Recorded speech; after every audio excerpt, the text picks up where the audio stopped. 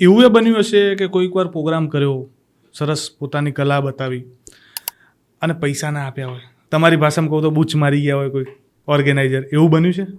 આમાં વિનમ્ર રહેવું તો અઘરું વસ્તુ છે. પહેલી વાત તો બહુ અઘરી, અને 99% વિનમ્ર રહી નથી શકતા, કારણ કે એ ઓટોમેટિક આવી જાય છે. કલા છે ને એ જ્યારે મગજમાં કરી જાય એટલે માણસ પડી જાય છે.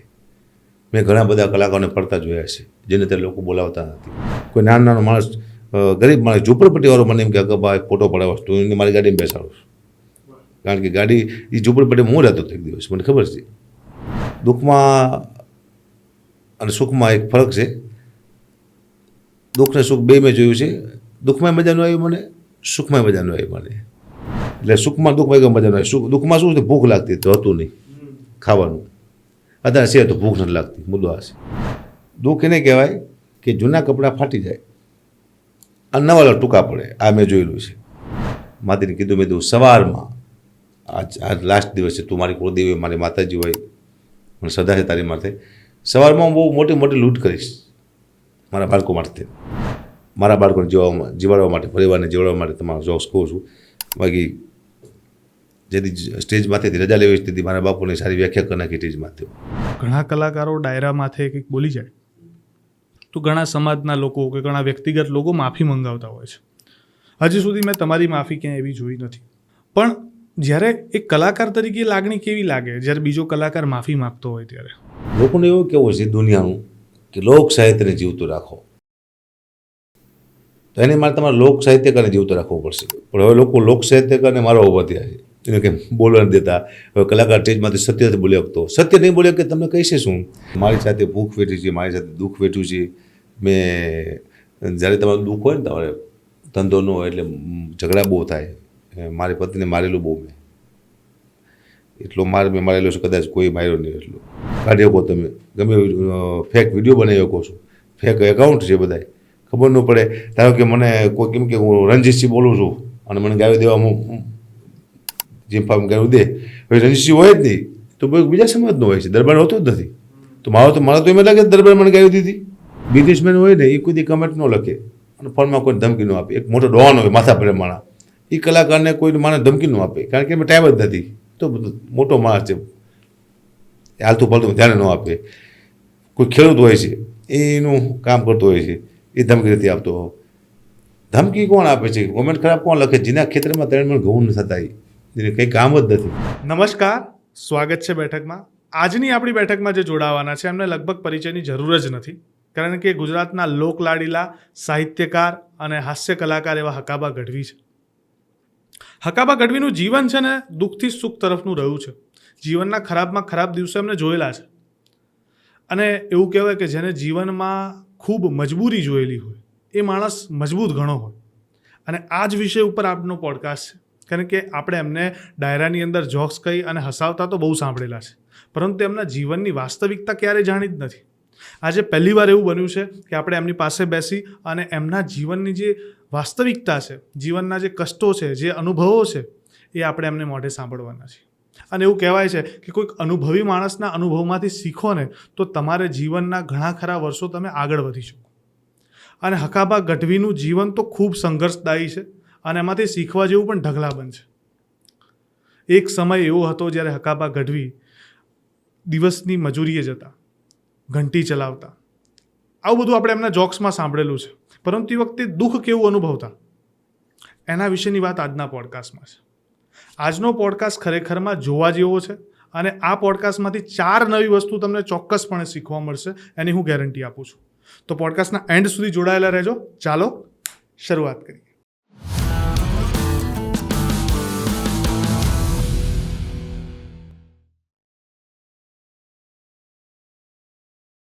નમસ્કાર હકાબા. નમસ્કાર, સ્વાગત છે બેઠકમાં. ધન્યવાદ. પહેલાં તો તમારો ખૂબ ખૂબ આભાર કે તમે અમારો આમંત્રણનો સ્વીકાર કરીને આજે આવ્યા. ઘણી બધી ઢગલાબંધ વાતો કરવી તમારી જોડે.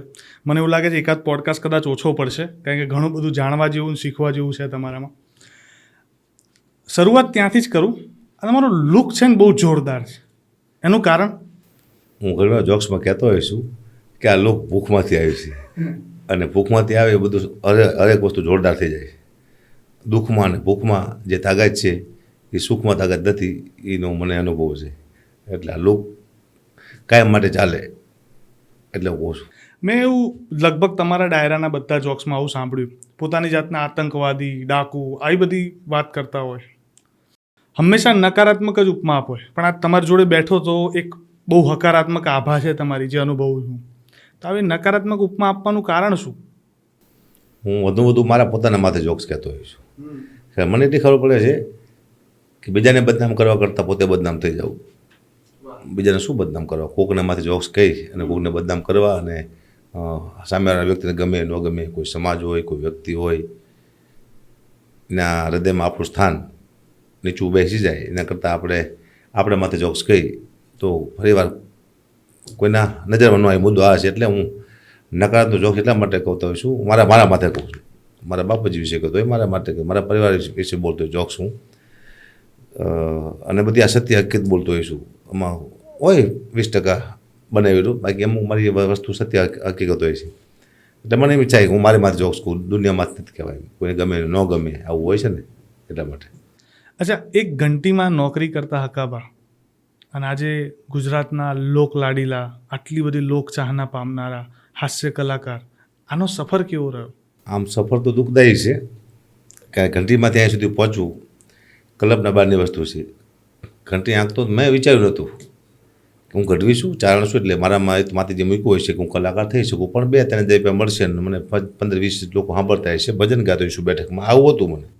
કલા તો હતી, મતલબ ગાતા આવડતું, થોડું બોલતા આવડતું, પણ આવું નહોતું વિચાર્યું કે ગુજરાતમાં ટોપ લેવલમાં હાસ્ય કલાકારમાં દુનિયામાં આવું નામ રાખી દેશે. જે બધા મને સાંભળે છે એ મને આટલા લોકચાહના આપશે, આટલા મને ચાહવા મળશે, આવી મને ખબર હતી નહીં. અને પણ મારો વિચાર પોઝિટિવ હતો. હું હંમેશા ખુલ્લી આંખેથી સપના જોઉં છું, બંધ આંખથી જ જોતો. ઘંટીમાં બેઠા મેં આમ જોયું છે કે હું બધી કલાકાર છું, મોટો વંશમોર થતો હોય છે, લોકો તાળીઓના ગળગાળ કરતા હોય છે. આવું હું સારા સંતો મનતો મને બોલાવશે કે અમુક વ્યક્તિ પાસે તમારે જવું પડે, હા, તમારી કલા માટે થઈને, પણ તમને સામેથી બોલાવશે એવા સંતો મનતો. આવું મેં વિચાર્યું નહોતું. અચ્છા, હવે કોઈ વાર એવું બન્યું, કારણ કે ઘણા બધા પ્રોગ્રામો કર્યા અત્યાર સુધી તમે, એવું એ બન્યું હશે કે કોઈક વાર પ્રોગ્રામ કર્યો, સરસ પોતાની કલા બતાવી અને પૈસા ના આપ્યા હોય, તમારી ભાષામાં કહું તો બૂચ મારી ગયા હોય કોઈ ઓર્ગેનાઇઝર, એવું બન્યું છે? ના, એવું ન બન્યું કે મને કોઈ પૈસા ન આપ્યા, પણ મેં એવું બન્યું છે મેં કોઈને અમુક જગ્યાએ પૈસા નથી લીધા. પ્રોગ્રામ નક્કી થયા પૈસા, ધારો લાખ રૂપિયા 50,000 રૂપિયા નક્કી થયા છે આપણા, તો મને પરિસ્થિતિ ખબર પડી, કોઈ આશ્રમ હોય, કોઈ એવો સાધુ સંત, નાના એવા સાધુ સંત હોય જેને પ્રોગ્રામ રાખ્યો હોય કે ભાઈ આશ્રમમાં કંઈક આવક થાય, અને ધારો કે મારા પ્રોગ્રામ કરવાથી કંઈ આવક ન થઈ હોય, કે પૈસાની ઘોડ નથી હોય, કોઈ પૈસા આવ્યા ન હોય, તો પૈસા મેં મૂકી દીધેલા છે કે આપણે એટલે ભાઈ મારું બૂચ કોઈ માર્યું નથી. કારણ કે હું મારું કોઈ બૂચ મારે એવો માણસ જ નથી. હું મારી પાસે બેસે એટલે એમ થાય કે આનું બૂચ ન મરાય. એક બીજો પ્રશ્ન એવો છે મારા મનમાં, બહુ અત્યારે તો કેવું ઇન્સ્ટાગ્રામ, ફેસબુક આવું બધું આવી ગયું, 5, 10, 15 હજારના ફોલોઅર કોકને થઈ જાય ને તો એક અલગ હવામાં આવી જતા, આઈ એમ સમથિંગ સમજવા લાગે. તમારે તો આટલી બધી લોકચાહના છે, દરેક 5 વર્ષથી લઈને 75 વર્ષ સુધીનો દરેક વ્યક્તિ તમને સાંભળે છે. આનું અભિમાન આવ્યું ખરું કોઈ દિવસ? ના, અભિમાન નથી આવ્યું, પણ જ્યારે તમારું પ્રગતિ થાય એટલે એક હરેક વ્યક્તિને અભિમાન આવી જાય છે આવું. અને અમુક જગ્યાએ અમુક વાર મારા જીવનમાં બનેલું છે, પણ મને ખ્યાલ આવે, ધારો કે મારા પ્રોગ્રામ હોય, અત્યારે તો બહુ મોટા મોટા માણસો આપણને જેમાંથી કરે, કરોડોપતિ, અબજોપતિ માણસો, જ્યારે હું હાલી જતો હોય કોઈને સાજી પબ્લિકમાં, ત્યારે અમુક મારા જૂના મિત્ર મને મળી જાય, અકાબા જેમાંથી, એટલે અચાનક હું જેમાંથી કરીને મોટા માણસ પાસે જતો હોય, ત્યાં પહોંચતા મને વિચાર આવે સારું પહેલાં ઓલા લોકો હતા મને જેમાંથી કરવાવાળા, આ તો પછી આવ્યા, હું પાછો વળી ગયેલો છું. સારું, મને આવો અભિમાન ન આવવો જોઈએ.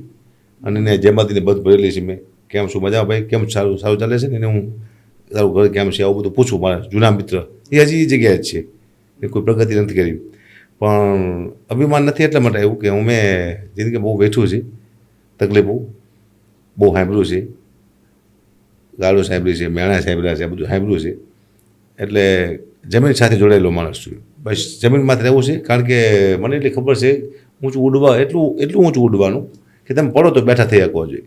લોકો એટલા ઊંચા ઉડે પછી પડે ને પછી ઊભા ન થઈ શકે. એટલે હું સહેજ ઊંચો ઉડું છું, એટલું જ તે કે પડો તો વાગ્યા નહીં, પાછો ઊભો થઈ જોઈએ. અચ્છા, જનરલી કેવું હોય અત્યારે તો હું આ કામને લઈને બીજા કામને લઈને ઘણા બધા કલાકારોના કોન્ટેક્ટ કરતો. કલાકારો લબડાવે બહુ. પહેલા કલાકાર અત્યાર સુધીના એવા મળ્યા છે કે મારા દરેક ફોન તમે ઉપાડ્યા, હર વખતે વાત કરી. મને લબડાવ્યો નહીં તમે એક પણ વખત. જનરલી લબડાવે એટલે અમે તો ટેવાયેલા હોય કે કલાકાર થોડોક ટાઈમ લે, પણ તમે લબડાયા નહીં એનું પાછળનું કારણ શું? એનું પાછળનું કારણ એ છે કે લોકોએ મને બહુ લબડાવેલો છે એટલે હું કોઈ લબડાવવા નથી માગતો.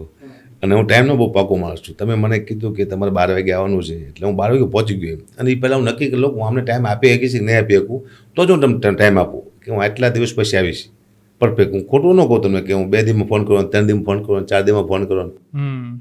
તમારો ફોન કોઈ પણ વ્યક્તિનો ઉપાડું છું. અને મારી એવી ઈચ્છા છે કે જે માણસે આપણને પ્રેમથી બોલાવે છે, આપણે કોઈ રાજા માણસ તો થી મોટા વડાપ્રધાન તો છે નહીં કે લોકોને આપણે પાછળ દોડાવે, ટાઈમ ન હોય. મારી પાસે ટાઈમ જ છે, મારે કરવું શું?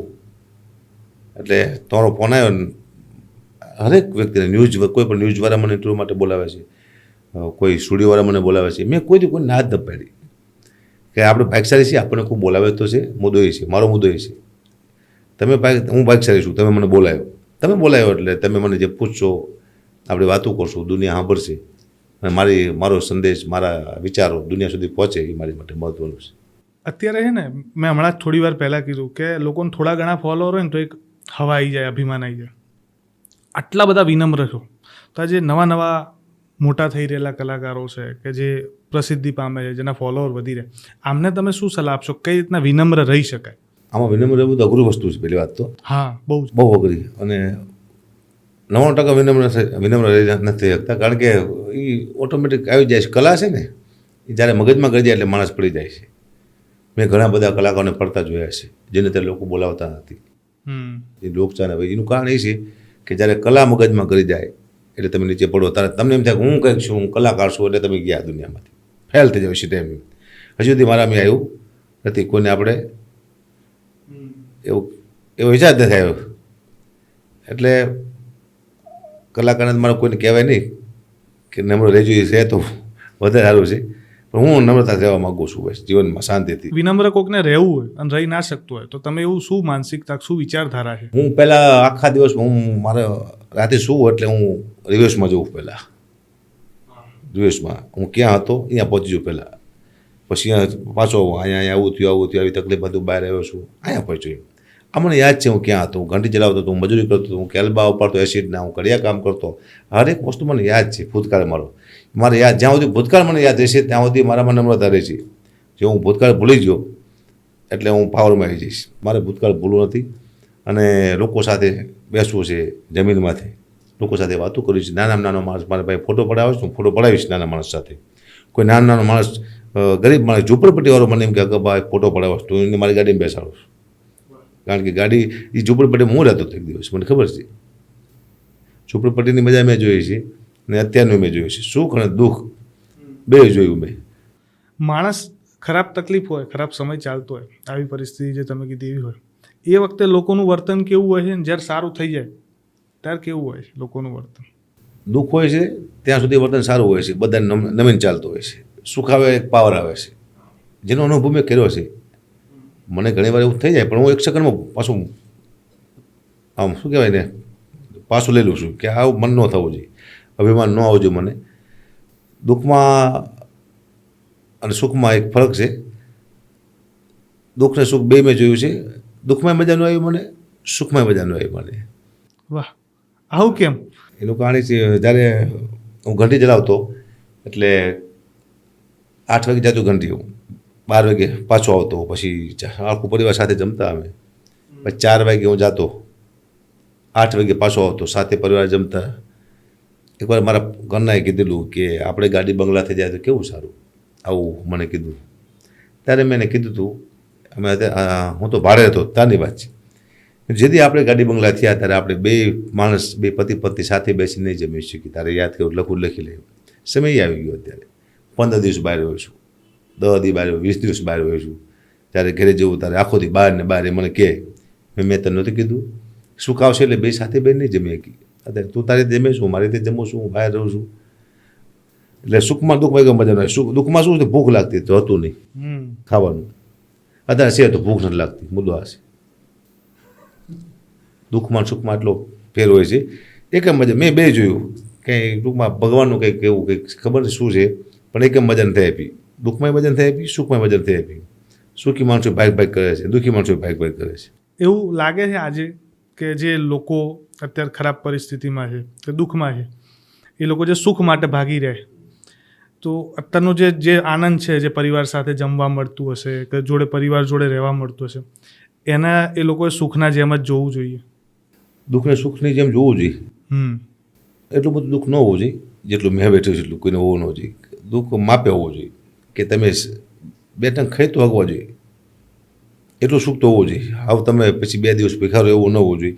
કારણ કે મારી પાસે 50 રૂપિયા હોતા હતા હોય મારી પાસે, એટલે અમે પરિવાર જ્યારે ફરવા જવું હોય ત્યારે લાંબા જતા અમે દર્શન કરવા. એથી વિશે તમારે આગળ ટેપ હતો જ નહીં, તો પૈસા થઈ રહેવું હતું તો એક જ રિક્ષા કરતા અમે આખા પરિવાર સાથે જતા, અને આખા પરિવાર પછી પાછા આવતા હતા. 50 રૂપિયા હતા એટલે પરિવાર સાથે ધોખા પડી જ ન કે પૈસા જ નહીં તો નોકરી જ પડી શકો.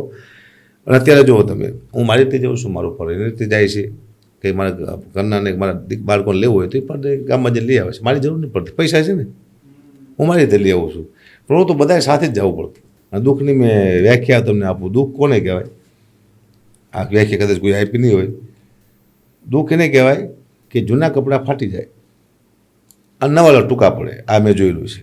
મારા જૂના કપડાં ફાટી ગયા હતા એકવાર, અમે લારીએ નવા લીધા માપીને, ઘરે આવ્યા ટૂંકા પડ્યા. આનાથી મોટું દુઃખ ન હોય. પછી બીજા પૈસા હતા નહીં, અહીંયા ભાડું જવાનું ભાડું જ નહોતું કે હું બદલાઈ ગયો કોઈ.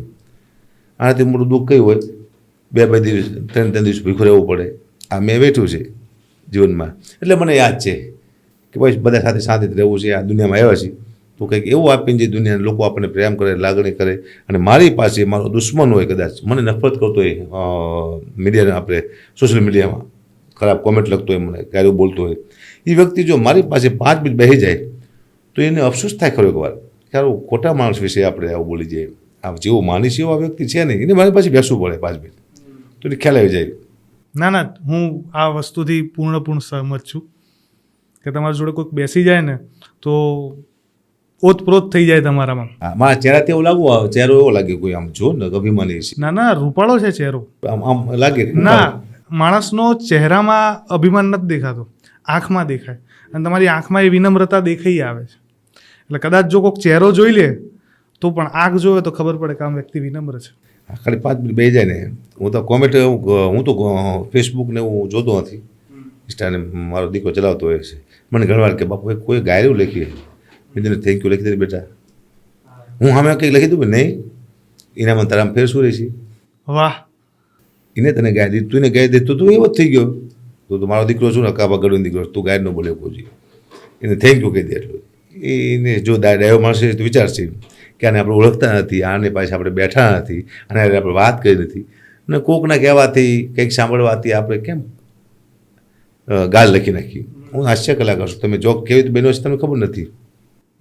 કવિ કવિતા લખે, કવિને જ ખબર હોય કે કયા અનુસંધાનમાં કવિતા લખી છે. એમાં ભૂલ તો હું ઘણી કાઢી શકું, પણ કવિને પૂછો કે આ શું કહેવા માગે છે તો કવિ બતાવે. હું જોક્સ બોલ્યો હોય કે કોઈ વિશે બોલી ગયો હોય તો એ વ્યક્તિને મને પૂછવું જોઈએ. સીધી ગાયું દેવાનું મને કોમેન્ટમાં કે આ શું કહેવા માગો તમે, તો એને મજા આવે કે હા આનો મતલબ આ થાય છે. અચ્છા, જીવનનો એવો ખરાબમાં ખરાબ દિવસ કયો હતો, બહુ દુઃખી દિવસ કે ક્યારેય ભૂલાતો નથી આજે પણ? બે એવા મારા જીવનમાં પ્રસંગ આવ્યા. એક તો હું મારે હાડાહાથી પણોતી કોક જે કહેતા હોય એવું આવે છે કે 80 રૂપિયા રોજ એ લોકોનું કર્યા કામમાં. હું કામે જોઉં, મને કોઈ કામ નથી રાખતું, એટલે હું કહેતો મને 40 રૂપિયા આપજો. તોય સમય ખરાબ આવે તમને કામે ન મળતું, આમ કરવું હોય તો મેં જોયું છે. 40 રૂપિયા આપજો તોય નહોતું રાખતા મને કામે. પછી હું ઘરે આવું એટલે દૂધ ન હોય, તેલ ન હોય, ખાંડ ન હોય, ગોળ ન હોય, એટલે હું આવીને કહું કે દીકરી નાની છે કે દૂધ લાવવાનું, પૈસા નથી, પાણી પી દો કીધું. પછી હું કહું મને જમવાનું બનાવી દો, તો કે તેલ નથી. તો એ કામ કે લોટમાં ખાલી પાણીમાં રોટલી કરી નાખી, તો કે લોટ નથી. પછી અમે ભૂખ્યા 2 માણસ હોઈ ગયેલા રાતે કે આપણા બાઇકમાં નહીં હોય, ભાડે રહેતા હતા, ભાડું ભરવાનું વેચતો હતો મારે. 2 માણસ રાતે ભૂખ્યા હોતા હતા અને આ મારો લાસ્ટ સ્ટેજ હતું દુઃખનું કદાચ. પછી રાતે ઉઠો હું, મારા ઘરના હોઈ ગયા 12 વાગે. મારી માતાજી કુળદેવી ચામુંડા મોગલ મંદિર સામે હું બેઠો હતો અને મેં કીધું હવે મને કામ ન મળતું. હવે મારી પત્ની મને કાલે કહે છે કે તમે કામને ન જઈ શકતા હોય તો હું જઉં. અને મારી પત્ની કામે જાય એ મને ગમે નહીં. ન લાવ્યું કોઈ 50 રૂપિયા તો મારી પત્ની કહી કે તમામ નથી થતું, હવે હું કામે જઉં, કંઈક પોતા કરવા જઉં. અને મારી પત્ની કામે જાય છે તો મને મજા નહીં આવે અને મને નોકરી મળતી નથી. આજ બીજો દિવસ છે અમે ભીખા પોતે માની લેવાનું, અમે કોઈને પાસે માગી ન શકતા. માતાને કીધું, મેં કીધું સવારમાં આજ લાસ્ટ દિવસ છે, તું મારી કુળદેવી હોય, મારી માતાજી હોય, મને શ્રદ્ધા છે તારી માથે, સવારમાં હું બહુ મોટી મોટી લૂંટ કરીશ મારા બાળકો માટે. એ નક્કી કર્યું મેં. અને કદાચ મારા પગ પાછા પડી જાય લૂંટ કરવામાં તો હું સવારે પાછો નહીં આવું, આપણું જીવન ટૂંકાઈ નાખીશ, આવું નક્કી કર્યું મેં. બસ એ કદાચ માતાજી સાંભળી જાય છે, ખ્યાલ આવ્યો કે હા હવે લાસ્ટ દિવસ, મારો લાસ્ટ દિવસ હતો, લાસ્ટ ટાઈમ એ પાકા ભાઈ હતું, બેમાંથી કરવાનું હતું મારે. સવારમાં એક મુકુલસિંહ નામના ભૈયાજી હતા, એ ગોતતા ગોતતા આવ્યા મારા નામથી કે મયુર, મારું નામ મયુર કહેતા બધા, મયુર તો કોઈ બતાવ્યું કે અહીંયા ઘર છે, ભાડે રહે છે, એડ્રેસ કોઈ ઘંટીવાળા ઘંટીના કારીગરે બતાવ્યું છે. આવ્યા મને कि आपको घंटी चलानी है? जी सर, हमारा कारीगर भग गया है, अगर आप अच्छी चलाते हैं तो मैं आपको दे दूंगा घंटी चलाने. बस ત્યાંથી મારો સમય ચાલુ થયો. એ ઘંટી મળી, પછી 50 રૂપિયા, 100 રૂપિયા, 200 રૂપિયા, પછી બીજી ઘંટી મળી સારી, પછી મેં પોતાની ઘંટી લઈ લીધી. આ એક પ્રસંગ. બીજો પ્રસંગ મારા જીવનમાં મારી દીકરીનો બન્યો એ જ ગાળામાં કે મારી દીકરીને વિષી કર્યો અને પોઈઝન થઈ ગયું. દવાખાને લઈ ગયા એલજીમાં, તો મારી પાસે 150 રૂપિયા હતા અને 5000 રૂપિયાની દવા મગાવી. ઇન્જેક્શન મારતા હતા પોઈઝનના સામે. કેસે થઈ ગયો હતો કે પોલીસ સ્ટેશનમાં કે ભાઈ પોઈઝન પીધું, આવું કંઈ જે કે પોઈઝન પીધું હોય કે જે લખાવ્યું કેસ મેં, કારણ કે એમાં કેસ થાય છે. વિષી કર્યો હોય ને, હકીકતમાં વિષી કર્યો છે, પોઈઝન આપ્યું છે. અને 5000 રૂપિયાની દવા લાવી, પછી મારી પાસે હતી નહીં. મેં બહુ કલાક આપો, કલાકનો ટાઈમ નહોતો. અને ડૉક્ટરે હાથ ઊંચા કરી દીધા, કારણ કે આ તો નિયમ છે, પૈસા ન હોય તો કોઈ કામ, છોકરા મળી જાય તો એ દુનિયા ધ્યાન નથી રાખતી. મારી છોકરી મારી સામે મરી ગઈ પૈસા વિનાની, એ મારી જીવનમાં મોટું દુઃખ થયું મને. કે સારું આપણે જીવાય નહીં, આપણા બાળકને આપણે બચાવી ન શકીએ તેની પેદા નહીં કરવાના. આવું મને અફસોસ થયો હતો કે પૈસા વિનાનું મારું બાળક વહી ગયું. પછી મેં બહુ અફસોસ કર્યો, મને મજા નહોતી જીવવાની. પણ મને એક સામે એક દાખલો પરમાત્માએ આપ્યો. સમયથી ઉપર કોઈ છે નહીં, મૃત્યુ પરમાત્માના હાથમાં છે. તું એમ માનતો કે તારી પાસે પૈસા નહોતા, તારી દીકરી મરી ગઈ છે, ખોટી વાત છે. મારા એક મિત્ર છે પ્રદાન કરવી, એનો 5 વર્ષનો દીકરો હતો, એક નહીં હતો. એને એવો વાયરસ આવ્યો હતો જે લાખ માણસમાં એક જ વ્યક્તિને વાયરસ આવે એ જાણે. અને આખી પૈસાની સુટકેસ ભરી માણસ ઊભો હતો કે મારા દીકરાને બચાવી લો. તો એ દીકરાને બચાવી નહોતા એકા. તો ભગવાને મને કીધું કે જો પૈસા છે તો એ છોકરો માણસ નથી બચી શકતો, તારે પૈસા નહોતા તો એ નથી બચી શકતો, પરમાત્માનો આ નિયમ છે. પછી મને તો એમ થયું કે નહીં, ચલો ભગવાન કરે બરોબર છે. પણ આ 2 પ્રસંગ મારા જીવનમાં આવ્યા દુઃખના. આથી વિશે દુઃખ મોટું કોઈ હશે નહીં કદાચ. અને જીવનમાં સૌથી સારી કોઈકની મદદ મળી હોય, શ્રેષ્ઠ, કે મદદે બહુ આભાર વ્યક્ત કરવાનો ભાવ તમારી અંદર રજૂ કર્યો હોય, કે આ મદદ ના મળી હોત તો કદાચ ઘણું ખરાબ થઈ જતું, એવો કોઈ પ્રસંગ? મદદ મને ઘણા લોકોએ કરી છે, નાની મોટી, 500 200. એ ટાઈમ મને મદદમાં 1000 રૂપિયાથી વધુ કંઈ ઈચ્છા નહોતી. 1000 રૂપિયા, કારણ કે મારો પગાર 1000 રૂપિયા હતો આખા મહિનાનો. તો 1000 રૂપિયાથી વિશેષ મદદ કોઈ પાસે માગી ન શકી. પણ મારા દાદીમાં ઓફ થઈ ગયા. આમ તો મારા મા, બાપ, ભાઈ, બહેન, કાકા કોઈ છે ને, દાદીમાએ મને મોટો કર્યો. ઓફ થઈ ગયા ત્યારે અમે ભાડે રહેતા હતા, લાકડાના પૈસા નહોતા. તો એ તો ખૂબ ગઢ વેચીને લાકડાના પૈસા આપેલા એ બારવાના. મારા માટે મદદ જ છે, મદદ જ હતી. મેં મકાન લીધું 50,000માં પતરાવાળું, ત્યારે મારી પાસે 15,000 રૂપિયા જતા. તો બીજા પૈસા કોણ આપે? કોઈ આપે નહીં. એ કે સોનું હતું વેચીને મેં 15,000 ભેગા કર્યા. બીજા 35,000 જોતા હતા મારે. તો મલ્લા એક ભરવાડ છે, મલ્લો કરીને, મલ્લું નામ છે એનું, એને 5,000 રૂપિયા એના ઘરના દાગીના મૂકીને મને આપ્યા હતા. 2-3 વ્યક્તિ એવા હતા, નામ યાદ આવશે કહીશ પાછું, મદદ કરેલી મને. અચ્છા, તમે હમણાં ડાયરામાં એક જોક્સ કહો છો કે કોરોના પછી તમારા મિત્રો ઓછા થઈ ગયા, આવું કેમ? ઓછા નથી થઈ ગયા મિત્ર તો હોય જ તે. પણ કોરોનામાં સમય એવો આવી ગયો હતો કે કોઈ ફોન આવવાના બંધ થઈ ગયા હતા સારા સારા મિત્રોના. 1-2 મિત્ર એવા હતા જેને કીધેલું કે બાકી કામ હોય તો કહેજો. બરાબર છે, કારણ કે કોરોના વસ્તુ એવી હતી, લોકોને એમ લાગ્યું હવે કોઈ સુખી થાય છે તે બધા દુઃખી થાય છે, બધા મરી જાય છે. આવું નક્કી કરી લીધું લોકોએ. હકાબાની શું જરૂર છે, એ લગભગ મરી જાય છે. એ લોકોનો પ્લાન છે. હું મર્યો નહીં, એ મારી માટે આનંદ કામ છે. આવું કહે છે. એટલે કોરોના ફોન નહોતો ઉપાડતા લોકો, સમય એવો હતો. દીકરી મજેદારી મને 5,000 રૂપિયા કોઈ નહોતા આપ્યા. મારા દીકરાનો જન્મ થયો ત્યારે 25 જણા ઉભા હતા, ઉભા કે જરૂર હોય તો કહેજો. એ સમય હતો મારો. એક સમય એવો હતો જ્યારે 5,000 રૂપિયા ન આપ્યા. એક સમય એવો આવ્યો તો લાખ રૂપિયા લોકો ઊભા હતા. દવાખાને કે ઉભા જરૂર હોય તો કહો. હમ. એટલે પરમાત્માનું કંઈક અજીબ બધું કામ છે. તમે ડાયરામાં તમારા બાપુજીના નકારાત્મક જોક્સ બહુ કહો છો કે એમને બધું તળિયા ઝાટક કરી નાખ્યું, 700 વીઘા પતાઈ દીધી. ખરેખરમાં બાપુજીથી ફરિયાદ છે કે ખાલી જોક્સ માટે? ડાયરામાં ચાલવા માટે કંઈક તો ગોતવું પડશે. હવે સમાજના જોક્સ કહેવાના બંધ કરી નાખ્યા છે, કારણ કે સમાજ હવે એવા છે નહીં જે આપણને સહન કરી શકીએ. સમાજના વિચાર બદલી ગયા છે. સમાજ મજાકને સમજી શકતા નથી. જોક્સ મોટા માણસોના હોય, નાના માણસો હોતા નથી. મોટા માણસો હવે સહન કરવા માટે તૈયાર નથી. જોક્સ હંમેશા મોટા માણસના કહો તો લોકો સાંભળે, નાના માણસો સાંભળે નહીં. મોટા સમાજના જોક્સ કહો તો સાંભળે, નાના સમાજના જોક્સ લોકો સાંભળે નહીં. તો લોકોમાં સહનશીલતા વહી ગઈ છે, કારણ કે લોકોના મગજ કંઈક અલગ દોડી રહ્યા છે. એટલે મેં નક્કી કર્યું હું મારા પરિવારમાંથી જોક્સ કહીશ, એટલે એમાં કોઈ ભૂલ તો નહીં કરે. અને વાત મારા બાપુજીની કરું છું. પાપ કરી રહ્યો છું એ મને ખબર છે. દુનિયાની નજરમાં હું પાપ કરી રહ્યો છું, અને મારા બાપને પરમાત્માને ખબર છે કે આ માત્ર ઘર ચલાવવા માટે બાપુને જોક થયા છે. મારે 700 વીઘા જમીન હતી બાકા ભાઈએ, મારા દાદા ભાઈએ, પણ ખેડૂતમાં વહેંચી. અહીં 120 વીઘા જમીન વીધી હતી. એવો સરકારનો કાયદો હતો જે ખેડૂતની જમીન એમાં વહેંચી, અને એટલે જમીનની કોઈ કિંમત હતી નહીં. લોકો વિઘોટી ભરવાના પૈસા નહોતા, એટલે લોકો પાણી નહોતું આવ્યું. સૂકી ખેતી હતી, કે આવક હતી નહીં જમીનમાં. 120 વીઘા જમીન હતી છેલ્લે લાસ્ટમાં, મને ખબર છે મારા બાપુ પાસે. તો એના માથે કબજા થઈ ગયા. અમે ધ્યાન ન આપ્યું, કારણ કે ધ્યાન આપવામાં અમને પાસે પરિસ્થિતિ નહોતી ધ્યાન આપવાની, અને કંઈ આવક હતી નહીં. એમ કબજા થઈ ગયા. બાકી તળિયા ઝાટક તો બાપુ તો શું કરી નાખે, સમયે તળિયા ઝાટક કરી નાખ્યું છે. મારા પિતાજી તો અલગ હતા, એના પૂનથી મારું ચાલે છે. તમે તમારા પિતાજી વિશે જોક્સ ને એવું તો કીધું, પણ એકચ્યુઅલી તમે તમારા પિતાજી વિશે શું લાગણી અનુભવો છો એ મારે જાણવી છે આજે. પહેલાં તો મા બાપ ભગવાન હોય છે, એનું ખરાબ બોલાય નહીં. ખરાબ હોય તો ખરાબ ન બોલાય, એટલી મને ખબર પડે. અને મા બાપ કોઈથી ખરાબ હોતા નથી. ખરાબ હોય એવું મારે કહેવું ન જોઈએ. મા બાપ કોઈથી ખરાબ હોય જ નહીં. તમે જન્મ આપે ખરાબ ન હોય, ખરાબ હોય તો જન્મ ન આપે તમને. પણ મારા પિતાજી સાધુ જેવું જીવન હતું, અને સાધુ થઈ ગયા હતા. એમ કીધું તમને, હું જુનાગઢમાં જતા હતા, સાધુને પાણી પીવડાવવાનું એનું કામ હતું. 2 ડબ્બા આવે, આમ ડબ્બા આવે કાવડ જેવું આવે ને, આખા ડબ્બા ભરી જુનાગઢથી ઉપર ચડાવે જુનાગઢ ગિરનારમાંથી. ત્યાં સાધુ મહાત્મા હોય એને પાણી પાવાનું આ કામ હતું. સાધુ જેવું સંત જેવું જીવન હતું. ભગવાન મારી માટે કહેવાય. પીડા થતી હોય મને ઘણી વાર, હું ચોક્સ બોલતો હોય ને, હું માફી માગતો હોય મારા બાપની કે ભૂલ થાય છે મારી, પણ મારા બાળકોને જીવાડવા માટે, પરિવારને જીવાડવા માટે તમારા જોક્સ કહું છું. બાકી જેથી સ્ટેજમાંથી રજા લેવી સ્થિતિ મારા બાપુને સારી વ્યાખ્યા કરી નાખી સ્ટેજમાંથી.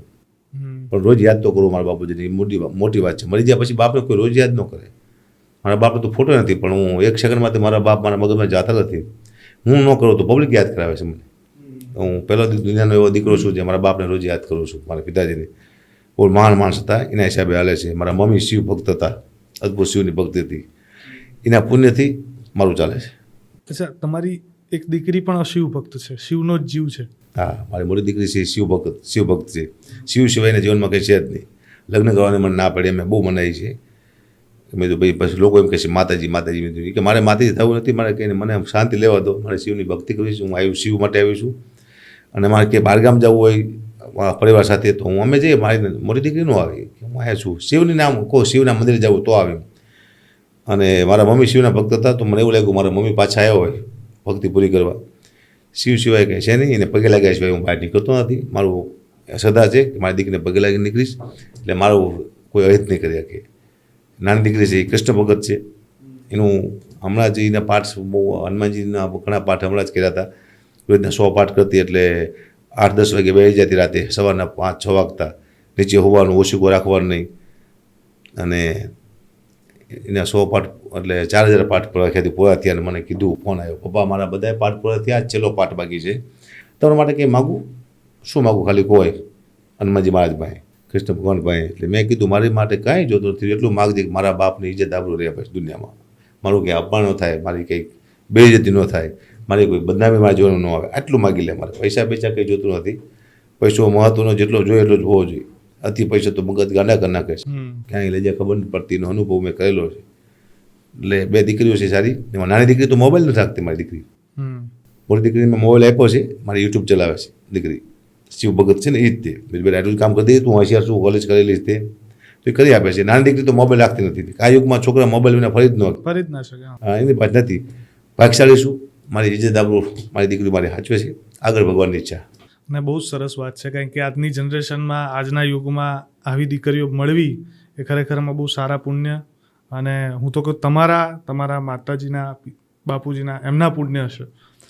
પણ એક બીજી વસ્તુ છે, થોડો પાછો ડાયરા ઉપર આવું છું, કે ઘણીવાર એવું જોવા મળ્યું છે કે ઘણા કલાકારો ડાયરા માથે કંઈક બોલી જાય તો ઘણા સમાજના લોકો કે ઘણા વ્યક્તિગત લોકો માફી મંગાવતા હોય છે. હજી સુધી મેં તમારી માફી ક્યાંય એવી જોઈ નથી. પણ જ્યારે એક કલાકાર તરીકે લાગણી કેવી લાગે જ્યારે બીજો કલાકાર માફી માગતો હોય ત્યારે? દુઃખ લાગે છે આપણે, કારણ કે મને ત્યારે માફી મગાવે, ભૂલ છે માગવી પડે માફી મારે. જો મેં દરબારના જોક્સ કીધા છે, બ્રાહ્મણના જોક્સ કીધા છે, દેવ પૂજકના જોક્સ કીધા છે, ઘણા બધા સમાજના મેં જોક્સ કીધા છે, માલધારી સમાજના જોક્સ કીધા છે. હજી સુધી મને માફી નથી મગાવી. કદાચ એ લોકોને એવું હોય કે આ માણસ ઇરાદાપૂર્વક નથી બોલતો, એનો ધંધો કરવા માટે કરે છે, અને એ લોકોનો આભારી છું. રાજપૂત સમાજ, દરબાર, બ્રાહ્મણ, દેવી પૂજક, માલધારી સમાજ અમારો, જેને કોઈ મને માફી મગાવી નથી. અને મારે માગવી પડે એકવાર કે ભાઈ તમે આવું બોલ્યા છો તો માગવી પડશે. મને કોઈ હક નથી કોઈ સમાજ વિશે બોલવાનું, પણ હું આભારી છું બધાનો કે હજી સુધી મારી સુધી પહોંચ્યા નથી. અને કદાચ એ લોકોને ખબર છે કે આ ઇરાદાપૂર્વક ન બોલતો, અને હું શું બોલતો મને ખુદે ખબર હોતી નથી. આ તો માતાજીની દયા છે, દેવી શક્તિ કામ કરે છે, કોઈ આપણું હલ રહે છે. બાકી મારો ઈરાદો નથી કોઈ સમાજને દુઃખી કરવાનો, કોઈને હેરાન કરવાનો. મન મારું કે કરે રાખું છું, અને માતાજી એવું કરે કોઈ માફી ન માગવી પડે કોઈને પાસે, અને લોકોના હૃદયમાં વાસ કરે ભગવાન માતાજી, અને મારા સુધી ન પહોંચે. અચ્છા, તમે જેટલા કિસ્સા કહો છો ને, જેટલા જોક્સ કહો છો, એ બધામાં લગભગ જોવા જઈએ ને તો મૂળ પ્રસંગ દુઃખનો જ હોય છે, પણ કહેવાની જે શૈલી છે, જે છટા છે, એમાં હસવું આવે. તમને એવું લાગે છે ખરેખરમાં જીવનના દુઃખમાં એ હાસ્ય રહેલું છે? કરુણતાની ચરણસીમાએ જ્યારે માણસ પગી જાય, કરુણતાની દુઃખની ચરણસીમાએ, પછી હાસ્યની શરૂઆત થાય છે. જ્યાંથી કરુણતાની ચરણસીમા પૂરી થાય ત્યાંથી હાસ્યની શરૂઆત થાય છે. હાસ્યમાં દુઃખમાંથી મળે છે. હું હરેક પ્રસંગ દુઃખના જ કહું છું, પણ એને ટ્રાન્સફર કરું છું હાસ્યમાં. હું ઘણી વાર કહું દુઃખની વાત છે, મારી પાસે ખાવાનું ન હોય, હું એ વાત કરતો હોય એવું દુઃખની વાત કહેવાય મારી માટે. લોકોને મજા આવે છે, હું એવી પ્રસંગ આપું છું. હું વાત કરું મારી પાસે બાળું નહોતું, મારા બાળકો મરી ગયા, આવી વાતો સ્ટેજમાંથી કરતો હોઈ છું, બહુ દુઃખની. મારા સસરાની વાતો કરતો હોઈ છું, બધાની વાતો કરતો હોઈ છું, એ વાતો દુઃખની છે, પણ એને એવી તો હું રજૂ કરું છું, લોકોને મજા આવે છે. મને મજા આવે છે કે દુઃખમાં એ લોકો દાંત કાઢે છે મારા, એ હું આનંદ આવે છે. દુઃખમાં તો નક્કી હકીકતમાં એ વાત સાંભળે તો માણસને અફસોસ થવો જોઈએ, કરવા તો આવું ન હોવું જોઈએ. એ જોક્સ હતી મારી આપબીતી છે બધી, પણ મજા આવે છે મને કે મારા દુઃખમાં એ લોકોને જો મજા આવે. પણ નહીં, જ્યારે પરિવાર ઉપર જોક્સ કહેતા હોય, તમે તમારા સસરા ઉપર જોક્સ કહેતા હોય, તો એ વખતે એવું ફીલ નથી થતું કે ના મારે ના કહેવું જોઈએ? કારણ કે હવે જેને દીકરી આપી છે એના વિશે તો જોક્સ ન કહેવા જોઈએ. કોઈક આવા શિષ્ટાચાર શીખવાડતું હશે તમને, તો એ વખત એના વિશે તમારો શું વિચાર છે? મારા સસરાના જોક્સ કહું છું, મારા કાકાજીના જોક્સ કહું છું, સામે મારા શાળાને બધા વ્યવસ્થિત છે ને કે એ લોકોને દુઃખ લાગે, પણ એમાં બહુ મોટો મેસેજ આપું છું. હું ઘણી વાર કહેતો છું, મારા ઘરનાએ કીધું જીજી, હા, અને જીજીને આંખું ખોલી બીમાર હતા, 3 વાર કીધું, 3 વખત આવ્યા, 3 વખત આંખું ખોલી જીવતા થઈ ગયા. તો એક મોટો મેસેજ આપું છું દુનિયાને હું, કે દીકરી પાત્ર એવું છે કે બાપને 3 વખત જીવતો કરે છે. એક વખત તો જીવતો કરે તે બાપને, એ દીકરી જ કરી શકે. આવો દુનિયાને મેસેજ છે. બાપ ગમે એવો હોય, દીકરી જીવતો કરે કે બાપને મરી ગયા પછી બોલાવે, એટલે એક મેસેજ છે દુનિયા માટે, જોક્સ નથી. મારું વ્યક્તિગત એવું માનવું છે કે મનોરંજનના ક્ષેત્રમાં જો હવે કોઈ એવા ક્ષેત્ર રહ્યા હોય કે કોઈ એવી ફિલ્ડ રહી હોય કે જેની અંદર બાપ ને દીકરી બે જોડે બેસીને જોઈ શકે, તે ટીવી નથી રહ્યા, ફિલ્મોય નથી રહ્યા. હવે માત્ર ને માત્ર ડાયરો જ એક એવી વસ્તુ છે કે બાપ દીકરી બેસીને કદાચ જોઈ શકે. કારણ કે ડાયરામાં જ હવે સંસ્કાર અને સંસ્કૃતિની વાતો જોવા મળે છે, બીજું તો બધે હવે ધીમે ધીમે ધોવાતી જાય છે. આજના યુવાનોને સંસ્કાર અને સંસ્કૃતિ જાળવવા માટે થઈને તમે શું સંદેશ આપશો? સંસ્કૃતિ જાળવવાની કોશિશ હરેક કલાકાર કરી રહ્યો છે, હરેક કલાકાર, પણ ધીમે ધીમે હમણાંથી અવરું પડતું જાય બધું. લોકોને એવું કેવું છે દુનિયાનું કે લોક સાહિત્યને જીવતું રાખો, તો એની માટે તમારે લોક સાહિત્યકારને જીવતો રાખવું પડશે. પણ હવે લોકો લોક સાહિત્યકારને મારવા ઊભા થયા છે, એને કંઈ બોલવા નથી દેતા. હવે કલાકાર સ્ટેજમાંથી સત્ય નથી બોલી શકતો, સત્ય નહીં બોલે કે તમને કહીશે શું? તમને સલાહ આપી છે, તમને કંઈકથી પાછા વળવાથી ગેરરસ્તેથી સલાહ આપશે, તમે માનશો નહીં, આમાં તમે માફી મગાવશો. સાહિત્યની તમે ભૂલું કાઢશો કે આ સાહિત્યમાં આવું નથી આવતું, તેવું ન આવતું. જોક્સની ભૂલું કાઢશો. જોક્સ એટલે આનંદ, મનોરંજન કહેવાય, આનંદ જ કહેવાય. એમાં એની જોક્સની પહેલાં તો જોક્સની ભૂલે જ ન કરાય. એ લોકોને હસાવવા માટે કહે છે અને હસવું જોઈએ. તમારો જોક્સ હું તમારો જોક્સ કહું અહીંયા તો તમારા જોક્સ કહેવાથી કેટલા લોકોને આનંદ આવે હા એ મુદ્દો હોય છે. એટલે સંસ્કૃતિને જીવિત રાખવા માટે લોક સાહિત્યને જીવિત રાખવા માટે લોક સાહિત્યકારને જીવિત રાખવો પડશે, પણ એને મારવાની પૂરી કોશિશ થઈ રહી છે. મને લાગે છે કે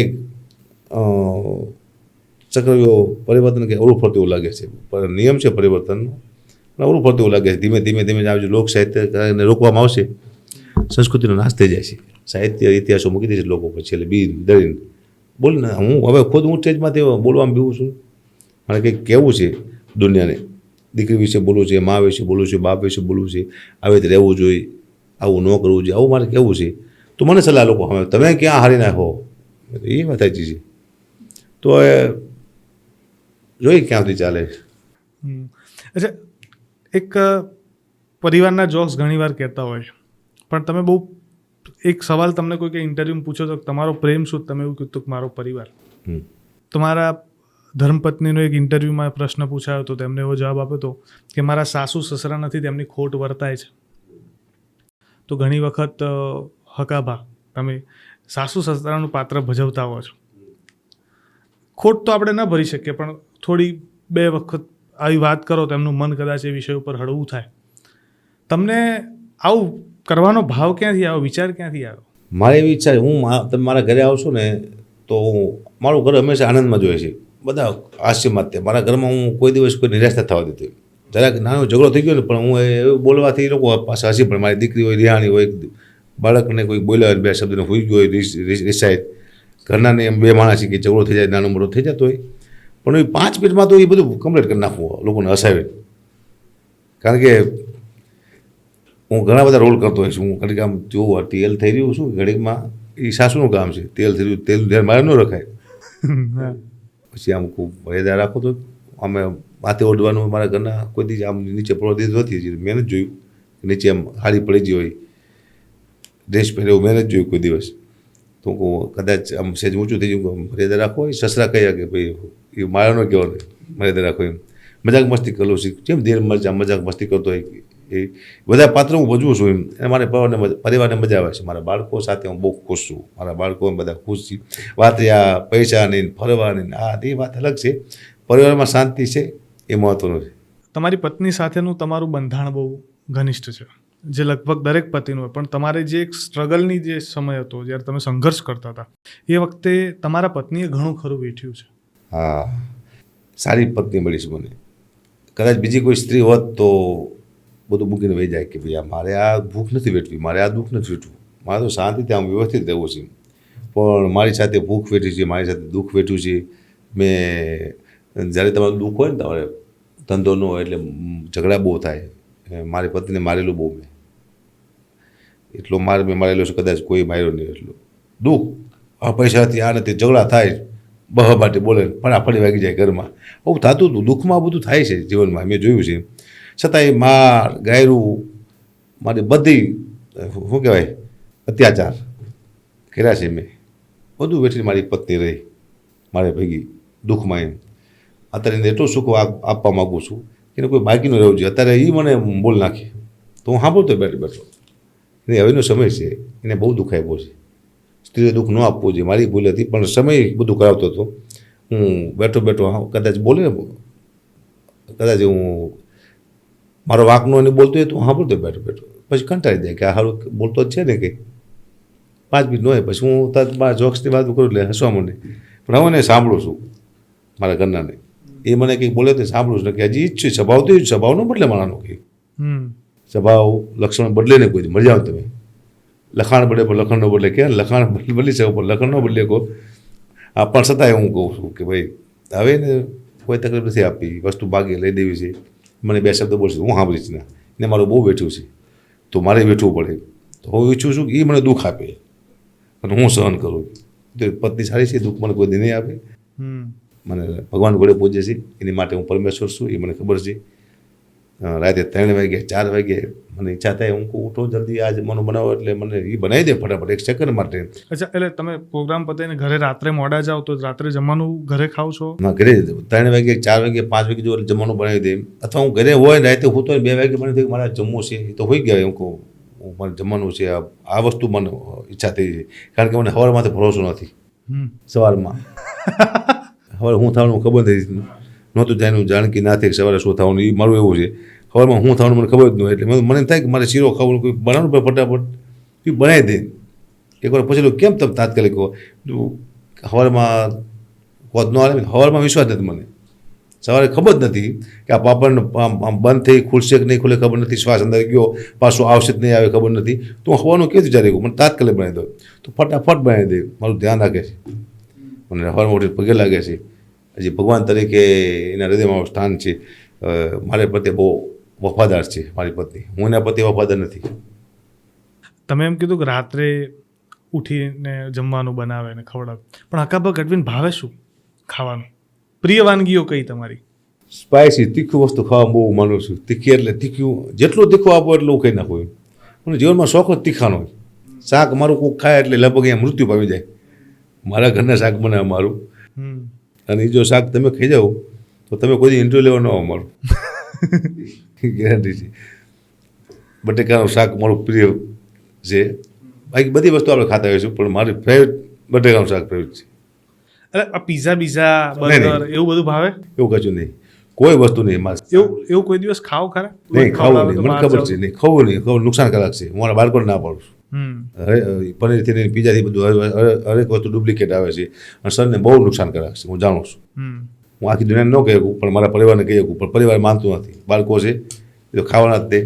હું નથી ખાતો, મને જોઈને મજા ના આવતી. પીઝા મારી માટે રોટલો છે, પીઝા છે, રોટલી છે, પીઝા છે, શાક છે, છાશ છે, આ બધું બહુ અધૂરું છે. આના સિવાય કંઈ ખાવું ન જોઈએ. હોટલમાં હું આ જ ખાઉં છું. હમણાં તમે પત્નીની વાત કરી, પરિવારની વાત કરી, એટલે મને મનમાં એક પ્રશ્ન એક થયો કે એક આદર્શ પતિ કેવો હોવો જોઈએ? આદર્શ પતિ હું તો નથી આદર્શ પતિ. થવાની કોશિશ કરું છું. અત્યારે પૂરી કોશિશ છે અમારી થવાની. પતિનું ધ્યાન રાખે, પત્નીના વિચાર સાથેના વિચાર મેચ થવા જોઈએ. પત્નીનો વાંક આપણો વાંક હોય, આપણે પત્ની બોલતી હોય તો એને સ્વીકારવું જોઈએ. આવું કરવું જોઈએ. હું નહોતો કરતો પહેલાં, હવે હું કરું છું કે નહીં ટાઈમ બરાબર છે અને બધું. કારણ કે આખી દુનિયાનું સલાહ આપું છું તો એવું મારે રહેવું જોઈએ.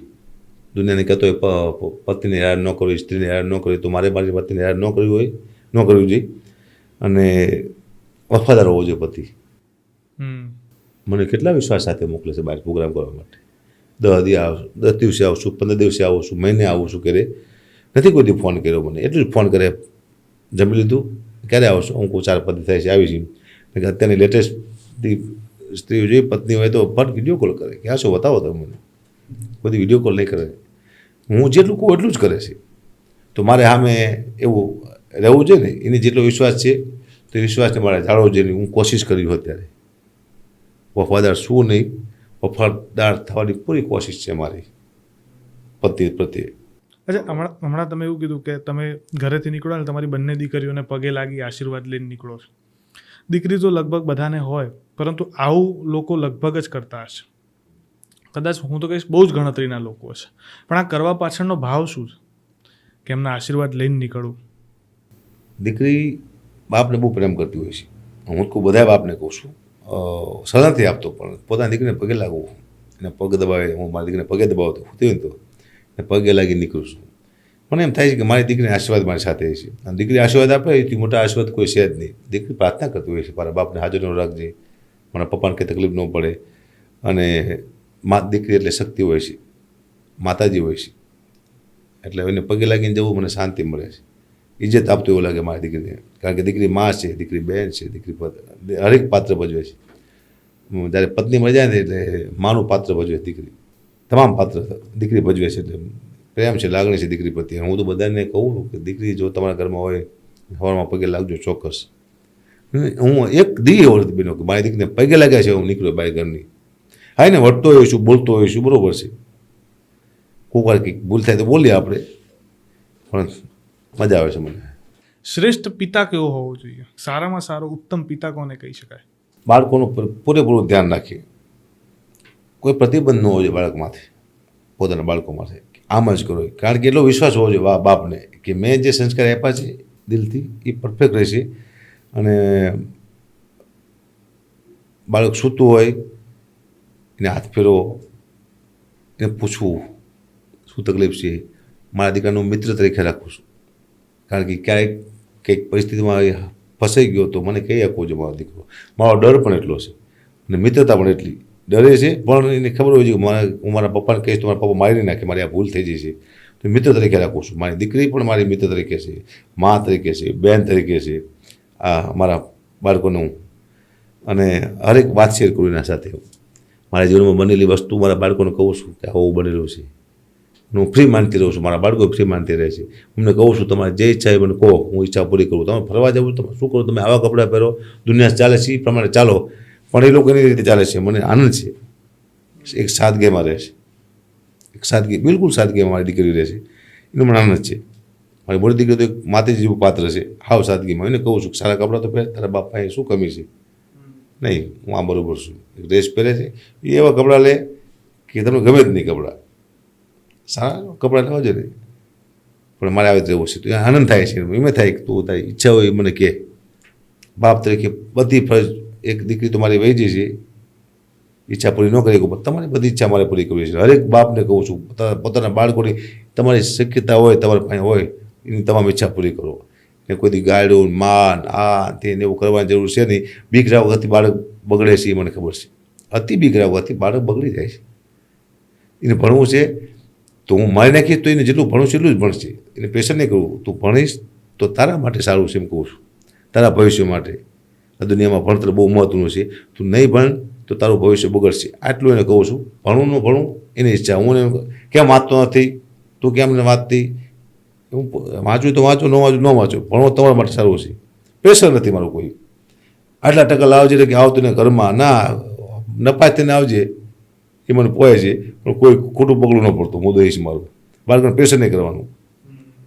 બસ આ પિતા આને કહેવાય કે તમે દુનિયામાંથી રહી જાઓ તો બાળકો આખી જિંદગી યાદ કરવા જોઈએ કે મારો બાપ જેવો થાય છે નહીં.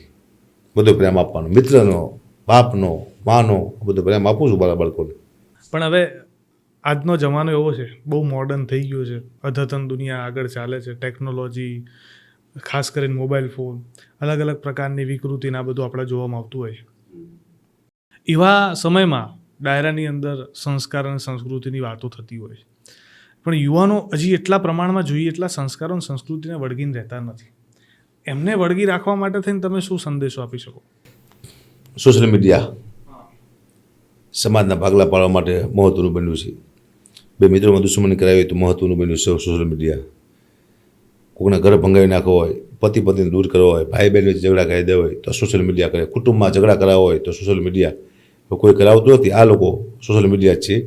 કારણ કે જ્યારે કોઈ કોમેન્ટ ગાય લખતું હોય સોશિયલ મીડિયામાં ત્યારે હું બહુ દુઃખી થતો હોઈશ. કોઈ પણ લખતું હોય, કોઈ પણ વ્યક્તિને જ્યારે કોઈ સોશિયલ મીડિયામાં ગાય લખતું હોય કોમેન્ટમાં, ત્યારે મને એમ થાય કે આ જે વ્યક્તિ લખી છે એને ખબર છે કે હું જે ગાય લખું છું કેટલા વ્યક્તિ જોઈશે. મારી બહેન જોઈશે, મારા બાપ જોઈશે, મારી મા જોઈશે, મારા પરિવાર, મારા સગા, મારા વાલા, મારા કુટુંબ, મારો સમાજ. આ ગાય વાંચશે તો મારી વેલ્યુ શું રહેશે ભાઈ? આ ગાય એક વ્યક્તિથી જોતો એને મને ગાય લખી તો હું તો જોતો નથી. તમારે શું ફેર પડે? તારા મા બાપ જોવે છે, તારી બહેન જોવે છે, તારા ભાઈ જોવે છે, તારો પરિવાર જોવે છે. એનામાં તારી છાપ કેવી ઊભી થાય છે કે મારા પપ્પા, મારો ભાઈ આવું લખતું હોય છે કોમેન્ટમાં. એટલે આ તમારા પરિવાર માટે સારું નથી. મને તો શું ફરક પડે મને કોઈ કોમેન્ટ લખે તો? મેં તો કોઈ દિવસ કોઈની કોમેન્ટ લખી જ નથી જીવનમાં. ખરાબ કોઈ ખરાબ બોલતું હોય તો લોકો ભાઈ એનો વિચાર છે, જે કરવું કરે, આપણે શું લઈ દેવા ભાઈ? મને શું ગાય લખવાથી મને ફાયદો શું? હું ગાય લખું તો મારી દીકરી મોબાઈલ રાખતી છે, મારો દીકરો મોબાઈલ રાખે છે, મારી માસીની દીકરી, મારા મામાના દીકરા, મારા પરિવાર, મારું કુટુંબ, મારો સમાજ મોબાઈલ રાખે છે. જોવે કે ભાઈ ગાય લખી નીચું માણસ લાગે છે, આવું લખાય, મારી છાપ ખરાબ પડે. મને ખબર છે. આ જો દુનિયા સમજી જાય કે સોશિયલ મીડિયામાં તમે ગાય લખો ત્યારે તમે એક નથી જોતા, હકાબાને ગાય દો અથવા કોઈ વ્યક્તિને તમે ગાય દો સોશિયલ મીડિયામાં તો હકાબાનો વ્યક્તિ નથી જોતા કે ધ્યાને તમામ અમે ધ્યાને ન આપી ગાયું. અમે થોડા કોમેન્ટો વાંચતા આવીશું, ગાંડા થઈ જાય કોમેન્ટો વાંચી, પણ તમારા પરિવાર વાંચે કોમેન્ટો, તમે ખરાબ દેખાવો. અમે તો ખરાબ દેખાતા જ નથી. જે કહેવું એ લાઈવમાં આવીને કહેવાય હકાબા તમે ખરાબ છો, તો હકાબા તમે જવાબ આપે ખરાબ હું નથી, તમે ખરાબ છો. તો મને કઈ એંગલથી ખરાબ કહી શકો છો? હું શું બોલ્યો તમે મને પૂછો તો તમને ખબર પડે. સીધું જ કોઈને ગાય લખી નાખી. સોશિયલ મીડિયા બહુ ખરાબ છે. કોઈ પણ વ્યક્તિના ફોટા ક્યાંથી ક્યાં જોઈન્ટ કરી દે ખબર નથી પડતી આપણને. હું ફેસબુકમાં એટલા માટે ટીવીમાંથી મારા પરિવાર નથી લાવતો કે મારી દીકરી મારું પરિવાર એનો ખાલી ચહેરો લેવાનો છે ને, બાકી તો બધું ગમે જ સેટિંગ થઈ જાય ચહેરો ઉપાડીને. તો એક સેકન્ડમાં પોતાના પરિવાર દીકરીને બેનને બદનામ કરતો તો સોશિયલ મીડિયા છે. હું તો માતાજીને પ્રાર્થના કરું ધીમે ધીમે સોશિયલ મીડિયા બંધ થઈ જાય. અમેરિકામાં બંધ થવાની તૈયારીમાં છે, આનો કેસ ચાલી રહ્યો છે કે સોશિયલ મીડિયા બહુ ખરાબ છે, ગમે એને અવાજ છે કાઢી શકો તમે, ગમે ફેક વિડીયો બનાવી શકો છો, ફેક એકાઉન્ટ છે બધાય, ખબર ન પડે. ધારો કે મને કોઈ કેમ કે હું રણજીતસિંહ બોલું છું અને મને ગાળી દેવા હું જેમ ફામ ગાળી દે, હવે રણજીતસિંહ હોય જ નહીં તો બીજા સમાજનો હોય છે, દરબાર હોતો જ નથી. તો મારા તો એમ લાગે દરબાર મને ગાળી દીધી. હું ભાઈ આહિર બોલું છું, એ તો કોઈ બીજા સમાજનો આહિર તો હોતો જ નથી. મને લાગે આહિરે મને ગાળી દીધી. હું પટેલ બોલું છું, પટેલ તો હોતો નથી, બીજા સમાજનો હોય છે. નામ બીજાનું વટાવી અને આપણને ગાળું બોલે, એ આ સોશિયલ મીડિયા. આપણે એમ કે આપણે વિરોધી કરી નાખે બીજા સમાજના. જો દરબાર મને ગાળી, દરબાર હોતા નથી, ફેક આઈડી છે ભાઈ, તો કોઈ બીજો માણસ છે, દરબાર છે જ નહીં, એ આહિર છે જ નહીં, એ પટેલ છે જ નહીં, બહુ બીજો માણસ છે જે તમને ગાળી દઈ રહ્યો છે, બીજા સમાજના નામે ગાળી દેશે તમને. તો આ સમાજ પ્રત્યે આપણને ઘીણ આવી જાય કે આવા સમાજમાં માણસો છે આપણને ગાળી દેશે, પણ હકીકતમાં એ લોકો હોતા જ નથી. સારા વ્યક્તિ થોડા ગાળી દે. મહાન માણસ જો આ ગાળું દેવી, ફોનમાં કોમેન્ટ લખવી, આ બિઝનેસમેન હોય ને એ કોઈ કમેન્ટ ન લખે અને ફોનમાં કોઈ ધમકી ન આપે. એક મોટો ડોન હોય માથા પર માણસ, એ કલાકારને કોઈ માણસ ધમકી ન આપે, કારણ કે એમાં ટાઈમ જ નથી. તો મોટો માણસ છે, હાલતું ફાલતું ધ્યાન ન આપે. કોઈ ખેડૂત હોય છે, એનું કામ કરતો હોય છે, એ ધમકી નથી આપતો. ધમકી કોણ આપે છે, કોમેન્ટ ખરાબ કોણ લખે? જેના ખેતરમાં 3 મણ ઘઉં ન થતા, એને કંઈ કામ જ નથી. હા, એ જ લખે છે. સારા વ્યક્તિ તો લખતા જ નથી, એની પાસે ટાઈમ જ નથી આવો બાજવાનો ઝઘડા કરવાનો, કોકનામાં ધ્યાન આપવાનો ટાઈમ જ નથી. હવે દુનિયા શું કરે છે, મારે શું ધ્યાન આપવું છે? મારે મારું પરિવાર હાજર બેવાનું છે. મારી દીકરી શું કરે છે, મારો દીકરો શું કરે છે, મારી પત્ની શું કરે છે, આટલું જ મારે જોવાનું છે. કુટુંબનું મારે નથી જોવાનું. મારે સમાજમાં જે કોઈ પણ સમાજમાં જેને કરવું એ કરે, મારે એમાં નથી પડવાની જરૂરી. મારો તો મુદ્દો એ છે કે મારા પરિવારમાં હાજર બેસી જવાનું છે. હા, કોઈ મને એમ કહે કે ભાઈ આ વ્યક્તિનો વિડીયો બનાવી આપો, આ સંસ્કૃતિનો નાશ થાય છે, આવું બોલે છે, અતિ કહેવા મને કોઈ, તો બનાવી આપો ભાઈ કે આ ભાઈ બોલ્યા છે યોગ્ય નથી બોલ્યા, હું એનો વિરોધ કરું છું. આવું મારે બોલવું જોઈએ. મારા સમાજ વિશે કોઈ બોલવું હોય તો મારે 2 શબ્દ બોલે છે કે મારા સમાજ વિશે આવું બોલ્યા, આવું ન બોલે તો સારું લાગતું. 2 શબ્દ કડવાઈ બોલીને, એવું નથી 2 શબ્દ કડવાઈ બોલી જોઈએ છું કોઈને, પણ બીજામાં ધ્યાન નહીં આપવાનું. આ શું કરે, તે શું કરે છે, કોમેન્ટો ખરાબ લખ્યું ને ગાયું લખ્યું ને, આ તો આપણો પરિવાર જોવે છે. આ આપણા સંસ્કાર છે નહીં. આ સોશિયલ મીડિયા છે બધું સંસ્કૃતિનો નાશ કરવા માટે આવ્યું છે. બાકી પહેલાં આવું કંઈ સોશિયલ મીડિયા હતું નહીં, બહુ શાંતિથી લોકો મેળામાં જતા, આરે ફરતા, સમાજવાદ જ્ઞાતિવાદ કંઈ હતો નહીં. અત્યારે જ્ઞાતિવાદ થઈ ગયો છે, માત્ર ને માત્ર સોશિયલ મીડિયા. દૂર રહેવું. હકાબાના મિત્રો બહુ બધા છે, ઢગલાબંધ મિત્રો છે હવે તો, પણ તોય એવા ગણતરીના મિત્રો જેના તમે પરમ મિત્ર કહી શકો કે ગમે તેવું દુઃખ પડે, ગમે તેવી વાત હોય એને તરત ફોન કરી શકાય. એટલે તમને આ સવાલ પૂછું છું કે જીવનના આટલા બધા વર્ષોના અનુભવથી એક સારો ને સાચો મિત્ર કોને કહેવાય? તમે તમારી વાત કરો દુઃખની, એ પહેલાં સમજાય સાચો મિત્ર કહેવાય. તમને પરફેક્ટ સમજી શકે સાચો મિત્ર કહેવાય. તમને 2 કડવા શબ્દ કહે એ તમારો મિત્ર છે. તમે કોઈ ખરાબ રસ્તે જતા હોય એમાં તમે સપોર્ટ કરે તમારો મિત્ર નથી, અને પાછું લાવે તમારો મિત્ર છે કે એવું ના કરાય. તમને ચડાવી મારે એને મિત્ર ન કહેવાય. મિત્ર એને કહેવાય મિત્રનું દુઃખ સમજી શકે, મિત્રને પ્રેમ કરે, મિત્રને સારી સલાહ આપે, મિત્રના પરિવારનું ધ્યાન રાખે, આને મિત્ર કહેવાય. એની બેન પોતાની બેન ગણે, એની મા પોતાની મા ગણે. મિત્ર જ્યારે સંઘર્ષ સમય આવે ફોન કરો કે મારે તો એ તકલીફ છે, એ ઘડીના છઠ્ઠા ભાગમાં પહોંચી જાય બધું કામ મૂકીને, એને મિત્ર કહેવાય. મિત્ર કોઈ પણ શરૂઆત તમે કોઈ પણ મિત્ર કરજો, તમે ખુદ જ મિત્ર જ્યારે કરશો ને કોઈને, શરૂઆત સ્વાર્થથી થાય છે. સ્વાર્થની મિત્રતા થતી, શરૂઆત મિત્રતાની સ્વાર્થથી થાય છે કે આના માણસ મને મળશે. હા, પછી મિત્રતા થયા પછી, અંગત થયા પછી કદાચ સ્વાર્થ હોય જાય તો અલગ છે, કે શરૂઆત મિત્રતાની સ્વાર્થથી થાય તમારી. કોઈ પણ સાથે મિત્રતા કરો એમનો મિત્રતા થતી જ નથી, શરૂઆત સ્વાર્થથી થાય તમારી કે આના પાસે આ જરૂર છે, આને જરૂર છે, એ મિત્રતા થાય. પછી તમે આગળ વધો ને તમારે નજીકના સંબંધ થઈ જાય, સ્વાર્થ વયો જાય, એકબીજાને સમજી જાઓ તો વાત અલગ છે. મિત્રતામાં પહેલાં સ્વાર્થ આવે પછી મિત્રતા થાય છે. મિત્રતા થઈ જાય પછી જો તમે એકબીજાને સમજી જાઓ તો એમાં સ્વાર્થ નથી આવતો, એ સાચો મિત્ર. સમજી જાય પછી સ્વાર્થ ન આવે અને પછી નિસ્વાર્થે કામ કરતો હોય એ મિત્ર છે. હા, પણ એવું કહેવાય કે તમે જીવનમાં જેટલી પણ પ્રગતિ કરો, જેટલા સફળ થાઓ કે જેટલા નિષ્ફળ પણ થાઓ, એ બધામાં લોકો એવું માને છે, હું માનું છું, કે નસીબનો સહકાર હોય છે. નસીબ તો કામ કરે જ છે, મહેનત કરે છે, પણ નસીબ પણ કરે જ છે. તમે નસીબમાં માનો છો? હા, હું પરફેક્ટ માનું નસીબમાં. હું ગ્રહમાં માનું છું, હું નસીબમાં માનું છું. માનું છું એ પાકા પાયા છે. નસીબથી ઉપર કંઈ છે જ નહીં. મારા ભાગમાં લખ્યું હોય તો જ થાય, એ નસીબમાં લખ્યું હોય જ તે. કારણ કે આખો દિવસ પાયા ખોદોરો માણા 500 રૂપિયા કમાતો હોય, આખો દિવસ મોટા ખાડા ખોદતો હોય, 500 રૂપિયા માંડ કમાય છે. અને પાયા ઉભો જોતો હોય છે કે આમ કરજે, એ 5 લાખ કમાય છે. એ તો કામ, એ તો ખાડું ખોદાવડે ખાડો, એ તો કોઈને ભાઈ કામ કરાવે છે, એ તો કરતો નથી. એ 5 લાખ રૂપિયા કમાય છે, જે કામ કરે એ 500 કમાય છે. કારણ કે ઓલાનું નસીબ છે. નસીબ હંમેશા માણસનું બદલતું રહે છે, ચડાવ ઉતાર જીવનમાં આવતા રહે છે. નસીબમાં હું પરફેક્ટ માનું છું. કારણ કે અહીંયા સુધી પહોંચ્યો એ નસીબ છે મારું, મહેનત નથી. મહેનત તો હોય જ તે, પણ નસીબને મહેનત શું કરવાની? મહેનત તો બધાય કરે, દુનિયા કરે, સાથે નસીબની જરૂર પડે છે. દેવી શક્તિમાં માનો છો? કેટલું માનો છો? કેટલું માનો? બહુ માનું દેવી શક્તિમાં.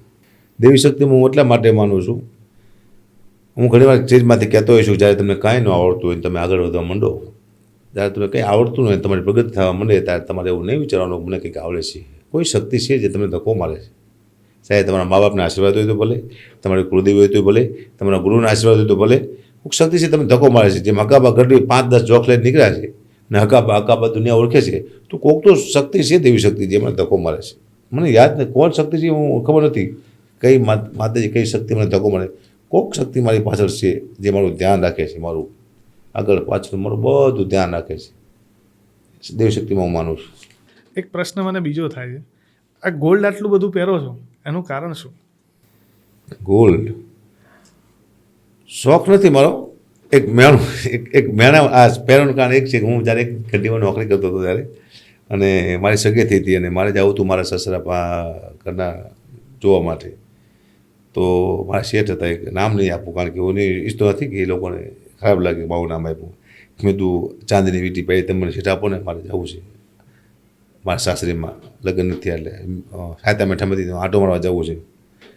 તો એને એમ કીધું કે વીંટી પહેરવા માટે ભાગી જોઈએ, આકા નસીબ હોય. તમે દુઃખ લખાઈને આવ્યો જીવનમાં, ભાગ્ય લખાઈને આવ્યો. તમે આ ઘંટીમાં નોકરી કરવા નાખી જિંદગી મારી ઘંટીમાં. તારો પગાર વધીને કેટલું થાય છે? 5,000 રૂપિયા, 10,000, એથી વધશે નહીં. કારણ કે અમે ભાગ લઈને આવ્યા છે, અમે લોકોને આમ કર્યું છે, તમે આમ કરો છો, આપો એમ. એટલે તમે કોઈ સુખી નહીં થાવ. અને વીંટી શું તારા જીવનમાં કોઈ દી વીંટી તારા ભાગમાં છે જ નહીં વીંટી. મેં કીધું ભાઈ એવું ન હોય, સમય ક્યારે બદલી જાય ખબર નહીં પડતી. સમય આવશે તો હું તમને દેખાડીશ વીંટી હોય કે ન હોય ભાગમાં. અને વીંટીને મને ચાંદીની ના પડી હતી, અને જેવું આવ્યું મારા પૈસા વેચે, એટલે મેં પહેલાં એવી ઈચ્છા હતી કે 10 વીંટી હું કરાવીશ હાથમાં, અને પહેલાં એને જેમાંથી કરવા જઈશું, એ ઈચ્છા હતી. એવું નહીં, અભિમાન નહીં, હું જોયો નહીં. મેં જેમાંથી કે મજામાં આવ એટલે જોયું, પણ મેં કીધું નહીં, કારણ કે તો હા એનામાં મારા કંઈ ફેર ન રહે, સામે કોઈને મેણું મારો હતો. એટલે ત્યારથી પછી વીંટી પહેરી છે. પછી શોખ પણ એક મૌન મેણું તો જતું જ રહ્યું છે. હા, બોલવાની જરૂર રહે નહીં પછી શબ્દોની જરૂર નથી ને. એટલે આ મેણા સાંભળ્યા છે બધાએ, ધીમે ધીમે માતાજી મેણા ભાંગતા જાય અમારે. અને ગોલ્ડ શું છે મારી પાસે દેખાવામાં સારું, આ ગોલ્ડ જ છે. એક પ્રસંગ એવો પણ છે તમારા જીવનનો કે તમારા લગ્ન થઈ રહ્યા છે, અને જાન તમારા ઘરે પાછી આવી રહ્યા, તમે જાન લઈને આવી રહ્યા છો ઘરે, પત્ની સાથે છે, પત્નીએ ઘરેણાં પહેરેલા છે, એક એક કરીને ઘરેણાં તમારા સગાવાલાના છે, એટલે પાછા લઈ રહ્યા છે. એવો એક પ્રસંગ હતો. આજે એવું છે કે તમારા ધર્મપત્ની પણ સારા એવા ઘરેણાં પહેરે છે. એ શું છે આખી વસ્તુ? મારે એક પ્રસંગ જ જાણવો છે. માફ કરજો જો કદાચ હું વધારે પડતો તમને વધારે સંવેદનશીલ કરી રહ્યો હતો. એ સમય એવો હતો ખરાબ, કારણ કે સગાઈ થઈ એટલે હું એવું દેખાડતો હતો કે મારી પાસે ઘણું છે. મારી પાસે મકાન હતું, કોકનું મકાન હતું, મારા મામાના મકાનમાં ગામડે રહેતા હતા. પછી હું અમદાવાદમાં નોકરી કરતો હતો ઘંટીમાં. પણ એવું સાબિત કરવા માગતો હતો કે મારી પાસે કંઈક છે, કારણ કે હગી કરવી હતી, આપણે લગ્ન કરવા હતા, અને કંઈક હોય તો દીકરી આપે લોકો. પણ એક સારા એવા વ્યક્તિ હતા જેને મને કંઈ હતું નહીં તો દીકરી આપી. પછી જ્યારે લગ્ન થાય ત્યારે બધું આપવું જ પડે ને, હા ને મંગળસૂત્ર હા ને, એ તો મારી પાસે કેપેસિટી હતી જ નહીં. મારા લગ્ન થયા હતા 8,000 રૂપિયામાં, આથી 25 વર્ષ પહેલાં 8 થી 10 હજાર લગ્ન થયા હતા મારા. તો મારે માસીની દીકરીનો ચેન લીધો હતો મેં, મંગળસૂત્ર લીધું હતું મારા માસીનું, પછી બીજું કંઈક પાટલા કે એવું કંઈક લીધું હતું, બધું ચડાવ્યું હતું દાગીના એવું બધું. હવે તરત પાછું આવશે ને લગ્ન કરી તરત પાછું આપી દઈશું. લગ્ન ત્યાં જાન વરાવી પછી અમે આવતા હતા ગાડીમાં, એટલે જામનગરથી ગાડી નીકળી હરિયાણાથી જામનગરનું જિલ્લાનું ગામ હરિયાણા, રાજકોટ આવ્યું. એટલે મેં કીધું મારા ઘરનાને કીધું તો આ ચેન આપી દો બેનને, કામ દીધું એનું આપી દીધું. તરત ચોટેલા આવ્યો એટલે કીધું આ મંગળસૂત્ર માસીનું આપી દીધું. પછી આ બંગડીયું પહેરી છે, હાર પહેર્યો છે, માસી દીકરીનો છે, આપી દો. મારું કામ આવ્યું ત્યાં કંઈ હતું નહીં ભાઈ. મને કે આપણી પાસે શું કીધું, આપણી પાસે કશું નથી, આપણી પાસે કંઈ છે જ નહીં, બધું કરવાનું છે. તો એવો એક શબ્દ મારા ઘરના બોલ્યા, મને એ ગર્વ છે કે આટલું બધું ઉતાર લેવા છતાં એના ઘરે ન કીધું, એના બાપને ન કીધું, અને આટલી દુઃખ વેઠ્યા છતાંય મને પપ્પા આવે તો મને બહુ મજા આવે છે, હું સુખી છું. આવી પત્ની મળવી તો અઘરી છે, હું નસીબવાળો છું. પત્ની હારે કોઈ દી પત્નીના વખાણ કર્યાથી બે કોઈ દી, પણ હવે સત્ય કહેવું પડશે જે છે એ. અને હવે પત્નીને કેટલું ઘરેણા પહેરાવો છે? હવે તો કોઈ હવે બાકી નહીં હોય કે આ તો ડબલ વસ્તુ થઈ ગઈ. મેં એવું સાંભળ્યું છે કે એક હાથમાં 10 તોલાનો પાટલો છે. હા, આજે એ પણ એક ગર્વની લાગણી અનુભવતા હશે ને? હા, અનુભવ લાગણી. બસ એને એની દીકરી માટે હાજર મૂકે, બીજું કે અમારી દીકરી લગ્ન થાય ત્યારે પાછું આપી દેવાનું. આ તો આમ ત્યાં વહી જવાનું છે. જેટલું કરી દીધું કે આ તો મારી દીકરીને આપી દઈશું. પણ આજે જે સમયની જે પરિસ્થિતિ હતી એ વખતે જે બધો ભાર આવ્યો હતો, આજે આ બધું કર્યા પછી ભાર હળવો થાય છે ખરો? ભાર તો હળવો, આ અમુક ઈચ્છા એવી હતી પૂરી થઈ બાળકોની, પરિવારની. મારી ઈચ્છા તો હજી પૂરી થઈ નથી. તમારી ઈચ્છા શું? આપણે આજ જાણીએ તો ખરા. મારી ઈચ્છા શું છે, હું ખુદ શું લેવા આવ્યો છું મને ખુદને ખબર નથી પડતી. મેં સ્ટેજમાંથી બોલેલો છું કે હું ડાયરો કરવા જાઉં છું, ત્યાં મને પૈસા આપે, હું ઘરે આપું છું, વળી પાછું ડાયરો કરવા જાઉં છું, પૈસા આપે, પાછું ઘરે આપું છું, વળી પાછું ડાયરો કરવા જાઉં છું, પૈસા આપું છું, આપે, પાછું ઘરે આપું છું. હું ઘરે ખાતો નથી, તો હું કોને માટે કરું છું આ બધું? પરિવાર માટે કરું તો મારા શોખ હોય છે, મારી ઈચ્છા કંઈ હોય છે ને. મારી ઈચ્છા શું, હું આ દુનિયામાં શું લેવા આવ્યો મને ખુદને ખબર નથી પડતી. તારે મને એમ થાય કે હરેક વ્યક્તિ પોતાના માટે નથી આવતો, કોકના માટે આવે છે. હરેક વ્યક્તિ બીજાના કામ કરવા માટે જ આવે છે, એ દીકરા માટે, એના બાળકો માટે, એની પત્ની માટે, એના મા બાપ માટે. તમે તમારા કામ માટે આવતા જ નથી. તમારી કોઈ પણ તમારું શું કામ છે તમને પહેલાં ખબર જ નથી. તમે નક્કી દો કે હું શું લેવા, મારું કામ શું છે? તમારું કામ એક જ છે, કમાવો, પરિવારને હાજુ, પરિવારને આપી દો બધું, તમે વહી જાઓ, પરિવાર ખાતો હોય છે. બધું આ છે. કોકના માટે આવે છે દુનિયામાં, તો કોકના ભગવાન કોકના માટે મોકલ્યા છે, તો કોકનું સારું કરો. પરિવાર માટે મોકલ્યા છે, સમાજ માટે મોકલ્યા છે, દેશ માટે મોકલ્યા છે, અમુક લોકોને બીજા માટે મોકલ્યા છે. શોખ તો મારા શું છે મને ખુદને ખબર નથી. ભાઈ જીવનમાં એક એકાંત જોઈ છે, જ્યાં કોઈ ના હોય મારા સિવાય. એક શોખ હું એક જ હોય, કોઈ ડર ન હોય, કોઈ ભય ન હોય, કોઈ મારી આજુબાજુમાં હોય નહીં. એવું કંઈક એકાંત જોઈશ જીવનમાં. આમ કંઈક પહોંચવું છે. હકાબા ગઢવીને ભય શેનાથી લાગે છે? બીવે શેનાથી હકાબા? બદનામીથી બીક લાગે છે. બાકી બીક બદનામીથી એટલે મને તો બદનામીની બીક નથી. મારા બાળકો નીચું જોવું ન પડે, મારા બાળકોને કોઈ એમ ન કે તમારા બાપ આવા છે, મુદ્દો એ છે. મારી પત્નીને કોઈ ન કહેવું જોઈએ. મને તો બીક જ નથી બદનામી. મને તો શું કરી લે બદનામીથી? શું કરી લે? અહીંયા અસર પડે છે મારા પરિવારને, કુટુંબને અસર પડશે, મારા સમાજને અસર પડશે. બદનામીની બીક. બાકી મરી જવાની એવી બીક છે જ નહીં. એ તો માતે કૃપા છે. એ તો મને ખબર છે મારે મરી જવાનું છે. 5 વર્ષ વહેલું, 5 વર્ષ મોડું, એ મરવાનું ડર નામનું છે જ નહીં. અચ્છા, મેં શરૂઆતમાં પૂછ્યું કે જીવનનો એવો દિવસ કયો હતો જ્યારે તમને બહુ દુઃખ પડ્યું અને બહુ દુઃખી થયા. છેલ્લે શું પોડકાસ્ટના એન્ડ ઉપર છું એટલે પૂછું છું કે જીવનનો એવો દિવસ કયો કે જ્યારે બહુ ખુશ હતા, કે જગ જીતી લીધું હોય એવો આનંદ હતો? આમ તો કોઈ વસ્તુ નવી લો પહેલી વાર તારે આનંદ થાય. જો હું તમને વાત કરું, મેં પહેલી વાર બાઇક લીધું હતું 10,000નું. એવી ખુશી મને ફોર્ચ્યુનર લીધા નહોતી મળી. શું વાત છે? હા, ફોર્ચ્યુનર લીધા એ ખુશી મને નહોતી મળી. મને પહેલું સંતાન થયું, પછી બીજા 2 સંતાન થયા. એ પહેલું સંતાનની જે ખુશી આવી, પછી બીજા 2 સંતાન થયા. મારે એક બાળક થયું. મારા પરિવારને અહીંયા સુધી પહોંચાડ્યા. અત્યારે બધા હકાબા કહે. મારું પરિવાર જે આણંદમાં છે ને, એ મારા જીવનમાં બહુ મોટી ખુશી છે. સમાજમાં હકાબાને ઓળખે છે, એ મારી મોટી ખુશી છે. દુનિયા હકાબાને સાંભળે છે, મારી મોટી ખુશી છે. સૌથી વધુ ખુશી મને એ છે કે હું લોકોને હસાવું છું. આથી મોટી ખુશી છે જ નહીં મને કોઈ. કારણ કે હસવાથી ઘણા બધા રોગ મટી જાય છે, સાયન્સ એવું કહે છે. અને હું લોકોને હસાવતો હોય ત્યારે મને એમ થાય કે હું ભગવાનને હસાવતો એવું લાગે છે. આ દુનિયા મને જોવે છે, મારી માટે ભગવાન છે. તમે હસો છો તો ભગવાન હસતો એવું લાગે છે. મને મોટી મોટી ખુશી છે કે હું લોકોને આનંદ કરાવું છું. હું શાંતિથી મારા પરિવાર સાથે રહી શકું છું. હું મારા જીવનમાં બહુ ખુશ છું. અને જો દુઃખ કાઢો જાય તો દુઃખ જ છે બધી જગ્યાએ, એવું નહીં. એ તમારે ગોતવી પડે ખુશી. આનંદ મળે ને, આનંદને તમારે લઈ લેવો પડે, ગોતી લેવો પડે. આનંદ કોઈ દી મળતો જ નથી. મળી જાવ તો ન મળે ને, ગોતી લેવો પડે. એમ હું ખુશ છું મારી રીતે. અચ્છા, અમે જ્યારે નિરાશ હોઈએ, ઉદાસ હોઈએ, કંટાળેલા હોઈએ તો અમે યુટ્યુબ ચાલુ કરીને હકાબા ગઢવીને સાંભળીએ. પણ હકાબા ગઢવી જીવનમાં ક્યારે નિરાશ થાય, કંટાળે, એ કોને સાંભળે? હું ભજન સાંભળું છું. અચ્છા. લક્ષ્મીબાવાના ભજન સાંભળું છું. ને પણ જોક્સ કે એવો કે આનંદ કરવો હોય તો? હું જોક્સ સાંભળતો જ નથી કોઈ દી. હું મારા નથી સાંભળતો, કોકના હું સાંભળું જોક્સ. મારા ખુદના તે એ મારો વ્યવસાય છે. લોકોને હસાવવા માટે આવ્યો છું. મારા જોક મને ન હસાવી શકે. બીજા કલા મારો આનંદ છે. હું ભજન, મને મજા આવે ભજન સાંભળવાની. હું ધંધો બીજો છે, સાંભળું છું બીજું. મારો ધંધો હાસ્યનો છે, સાંભળું છું ભજન. લક્ષ્મણ બાવટને હું બીજું બાવટ છે, લક્ષ્મણ બાવટ છે, કીર્તિદાન ગઢવી છે, એના ભજન સાંભળું છું. અચ્છા, એક કલાકાર જ્યારે ધીમે ધીમે મોટો થઈ રહ્યો હોય તો સૌથી મોટી કલાકારની લડત હોય છે કે એને સ્ટેજ મળવું, કે એને સ્ટેજ ના મળે કામ કરવા માટેનું, પોતાની કલા પ્રદર્શિત કરવા માટેનું. તે કલાકાર મોટો કલાકાર બની જ ન શકે. એવો સમય હતો જ્યારે તમારો, ત્યારે તમને કોઈએ સપોર્ટ કર્યો હોય બહુ જ, એવું ખરું? પહેલાં શરૂઆતમાં સપોર્ટ કોઈ કરે નહીં. શરૂઆતનો નિયમ છે એ આપણે આ કે ભજન 5-10 જણા બેઠે ભજન ગાવાના, ધીમે ધીમે હયાચરો થઈને સ્ટેજ પર બેસી જવાનું. હું કલાકાર છું, મારો વારો લઈ લેજો. 5 વાગે વારો આવતો. સપોર્ટમાં 2 વ્યક્તિ મને સપોર્ટ કર્યો.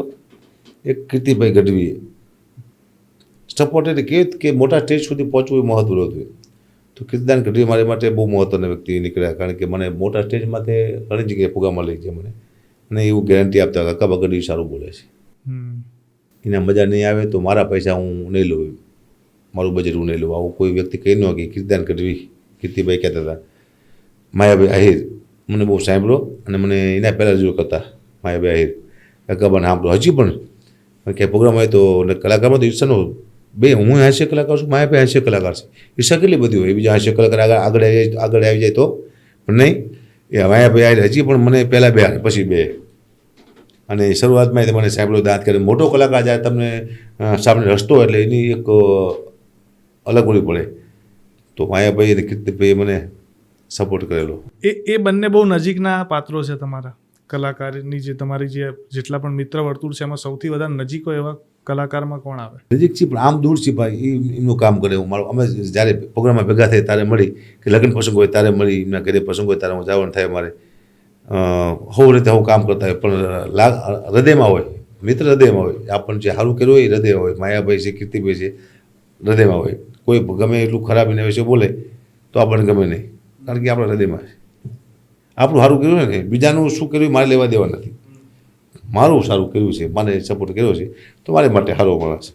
હું તમારા માટે સારો છું, બીજા માટે જેવો હોય હોય, સમજો ને. જેનું મેં કામ કર્યું માટે સારો છું. અચ્છા, માયાભાઈ આહિરના તો મેં બહુ ચોક્સ સાંભળેલા છે, પણ એક પ્રશ્ન તમને એવો પૂછવો છે કે એમની કોઈ એવી વાત જે બહુ મજાની હોય અને લોકોને ખબર ના હોય, એવી કોઈ વાત ખરી જે તમે જાણતા હોય કે બહુ મસ્ત વસ્તુ છે પણ લોકો હજી આ જ વસ્તુ જાણતા નથી? નહીં, બહુ જ્ઞાની માણસ છે. નહીં, અમે બેઠા હોય ત્યારે વાતો કરે અમુક ઇતિહાસની, જે આપણને ખબર ન હોતી એવા ઇતિહાસની વાત કરે છે, અને મંથન કરે છે. ઇતિહાસમાંથી અમુક વસ્તુ નિચોડીને કાઢી અને આપણને જ્યારે કહેતા હોય કે આ પ્રસંગમાં આવું બન્યું હોય છે, આ પ્રસંગ આપણે સ્ટેજમાંથી કહેવા જઈએ તો કોઈ સ્વીકારે કે ન સ્વીકારે, પણ એવા સારા સારા પ્રસંગ માયાભાઈ પાસે મેં સાંભળ્યા છે, જે આપણને ગમી જાય. પોતાના વિચારસરણી સારી છે, વિચારો સારા છે, અને સ્વભાવ પણ એનો સારો છે માયાભાઈ એનો. કીર્તિદાન ગઢવી એ પણ અદ્ભુત વ્યક્તિ છે. મને લગભગ ઘણા પ્રોગ્રામ આપ્યા, હવે ના આપતા, કારણ કે હવે ખબર પડી છે કે હવે બીજાને લઈ જાય પ્રોગ્રામમાં. હવે એની જરૂર નથી એટલે નથી આપતા, હવે બીજા પ્રોગ્રામમાં લઈ જાય છે. પણ બહુ પ્રોગ્રામ આપ્યા. હવે એને ખ્યાલ આવ્યો કે હવે હકાબાને જરૂર નથી મારી, હવે એને તે લેવલમાં આવી ગયો છે, હવે બીજા કોઈને સ્ટેન્ડ આપશે. અને હું ત્યારે કોશિશ કર્યો છું બીજા કલાકારને જે પણ આવે એને સ્ટેજમાંથી બેહાડું છું. મને લાગે કે સારું વ્યક્તિ છે, હેલ્પ કરું છું, કારણ કે આખી જિંદગી આપણા બાપનું સ્ટેજ તો છે નહીં. હકાબા આખી જિંદગી બેસે, બીજાને વાળો ક્યારે આવશે? હવે 5 વર્ષ, 6 વર્ષ, 10 વર્ષ પછી હટી જવું પડશે ઓટોમેટિક, ને પબ્લિક તમને હટાવી દેશે. બીજાનો વારો આવવા દેવો જોઈએ. આખી જિંદગી મને સાંભળે બીજા કલાકાર, હાસ્ય કલાકારનો વારો જ નહીં આવે. પણ પરમાત્મા છે, બધાનું જલાઈ રાખે છે. પણ કલાકારો બધાય સારા છે, હર એક સારા કલાકારો તમને નવા કોઈ હાસ્ય કલાકાર જે આવી રહ્યા હોય ડાયરામાં જે તમને ગમતા હોય કે નવો ચહેરો છે ભવિષ્યમાં મોટો થઈ શકે એવો કોઈ કલાકાર ધ્યાનમાં આવતો હોય? બધા કલાકાર સારું જ બોલે છે. નવા કલાકાર મેં ઘણી વાર સાંભળેલા છે બધા કલાકાર સારું બોલે છે. પણ હું એમ કહું કે આમ બસ સંસ્કૃતિ સાચું બોલે વાંધો નહીં આવે જીવનમાં એમ. હા, આ બહુ મહત્વની વસ્તુ છે. હવે આપણે છેલ્લો એક અંતિમ સવાલ કે હકાબા ગઢવીના જીવનનો ઉદ્દેશ્ય શું? ઉદ્દેશ્ય તો શું હોય જીવનમાં? આ બધું જોઈ થાકી ગયો દુનિયામાં. ઉદ્દેશ્ય મારા ભાગી નાખ્યા ભેગા થઈને બધાએ. ઉદ્દેશ્ય એક છે મારા જીવન મને જીવનમાં કે બસ હું કોઈથી મોહિત નથી થતો. સમજો કહેવાનું? કોઈને આભામ ના આવતો એમ કે મને આ વ્યક્તિ મળ્યો, ધારો કે અમિતાભ બચ્ચન મળ્યો તો એનાથી હું તૃપ્ત નથી જાઉં. આ પતી ગયું નહીં, એની ઉપર કોક છે એ મળ્યો ક્યાં તૃપ્ત. હવે જ્યારે તમે કોઈને આભામાં આવી જાઓ એટલે અહીંયા તમારું જીવન પૂરું થાય. તમે હા તો બહુ થઈ ગયું, પછી તમે આગળ ન વધી શકો. ઉપર કોક છે. હકાબાને જેવો કોઈ દ્રશ્ય નથી ગયું આંખું નહીં કે જેમ મને હા મસ્ત દ્રશ્ય છે. એવું કોઈ દ્રશ્ય જે આવ્યું નથી. ગોતું છું કે આંખો માટે કેવું દ્રશ્ય બનાવ્યું છે ભગવાને જે મને ગમે છે. કોઈ એવું દ્રશ્ય એવો સીન મને ગમો નથી જે મારા હૃદયમાં ઉતરી જાય એમ. ઉદ્દેશ્ય એ છે મારું જીવનમાં કે હું જઉં દુનિયામાંથી, લોકોને ઘણું બધું આપતો જઉં. લોકોને મારી પ્રત્યે લાગણી છે, કોઈને દુઃખે છે એ દુઃખ મારા પ્રત્યે રહેવું ન જોઈએ અને હું જ્યાં પછી દુનિયામાં યાદ કરવી જોઈએ. અને મારા જે સંસ્કાર છે મારા બાળકોમાં મારા કરતાં સારા વધારે સંસ્કાર આવે અને કોઈને મદદરૂપ થતો જવું જીવનમાં, કંઈક એવું સારું કામ કરતો જવું ઈચ્છા છે. પણ એક એકાંત જોઈશ જીવનમાં. એ ભાગા પાયા છે કંઈ ખૂટતું નથી દુનિયામાં. બસ દોડું છું ભાગ પૈસા વાય નાની વાય તાની વાય જામતું નથી. ક્યાંક જવું છે વધારે મૂકીને, સમજો ને, પરિવાર દુનિયા મૂકીને એવી જગ્યાએ જવું છે જ્યાં હું એક જ હોય, આજુબાજુમાં કોઈ ન હોવું જોઈએ. આવી ઈચ્છા કરી પરમાત્મા કરે તો ઈચ્છા. બહુ જ મજા આવી વાત કરીને, ઘણું બધું નવું જાણવા મળ્યું. હકાબા ગઢવીને ડાયરા ઉપર બેસીને જોક્સ કહેતા તો બહુ સાંભળે, પણ હકાબા ગઢવીનું જીવન આજે પહેલી વખત મેં સાંભળ્યું અને પણ રૂબરૂ બેસીને. એક કહેવાય ને કે તમે કેમેરામાં કે ટીવીમાં કોઈને જોતા હોય તો તમે એની એનર્જી ફીલ ના કરી શકો. એની વાતોથી કદાચ એની એનર્જી ફીલ થાય, પણ જે માણસ બાજુમાં બેસે એટલે કે એની આભામાં જે આવી જાય એ આજ હું આવી ગયો છું. જી, બહુ જ પોઝિટિવિટી છે તમારી જોડે બેસવાથી મને જે અનુભવ થાય છે. અને તમારો ખૂબ ખૂબ આભાર કે તમે આજ મારી બેઠકમાં જોડાયા. ધન્યવાદ. અને હું આશા રાખું કે ફરી પણ કોઈક વખત તમે આમંત્રણ આપશું તો આટલા જ ભાવથી તમે આમંત્રણ સ્વીકારીને ફરી પણ આવશો. જી, થેન્ક યુ સો મચ. ધન્યવાદ. જય માતાજી. જય માતા.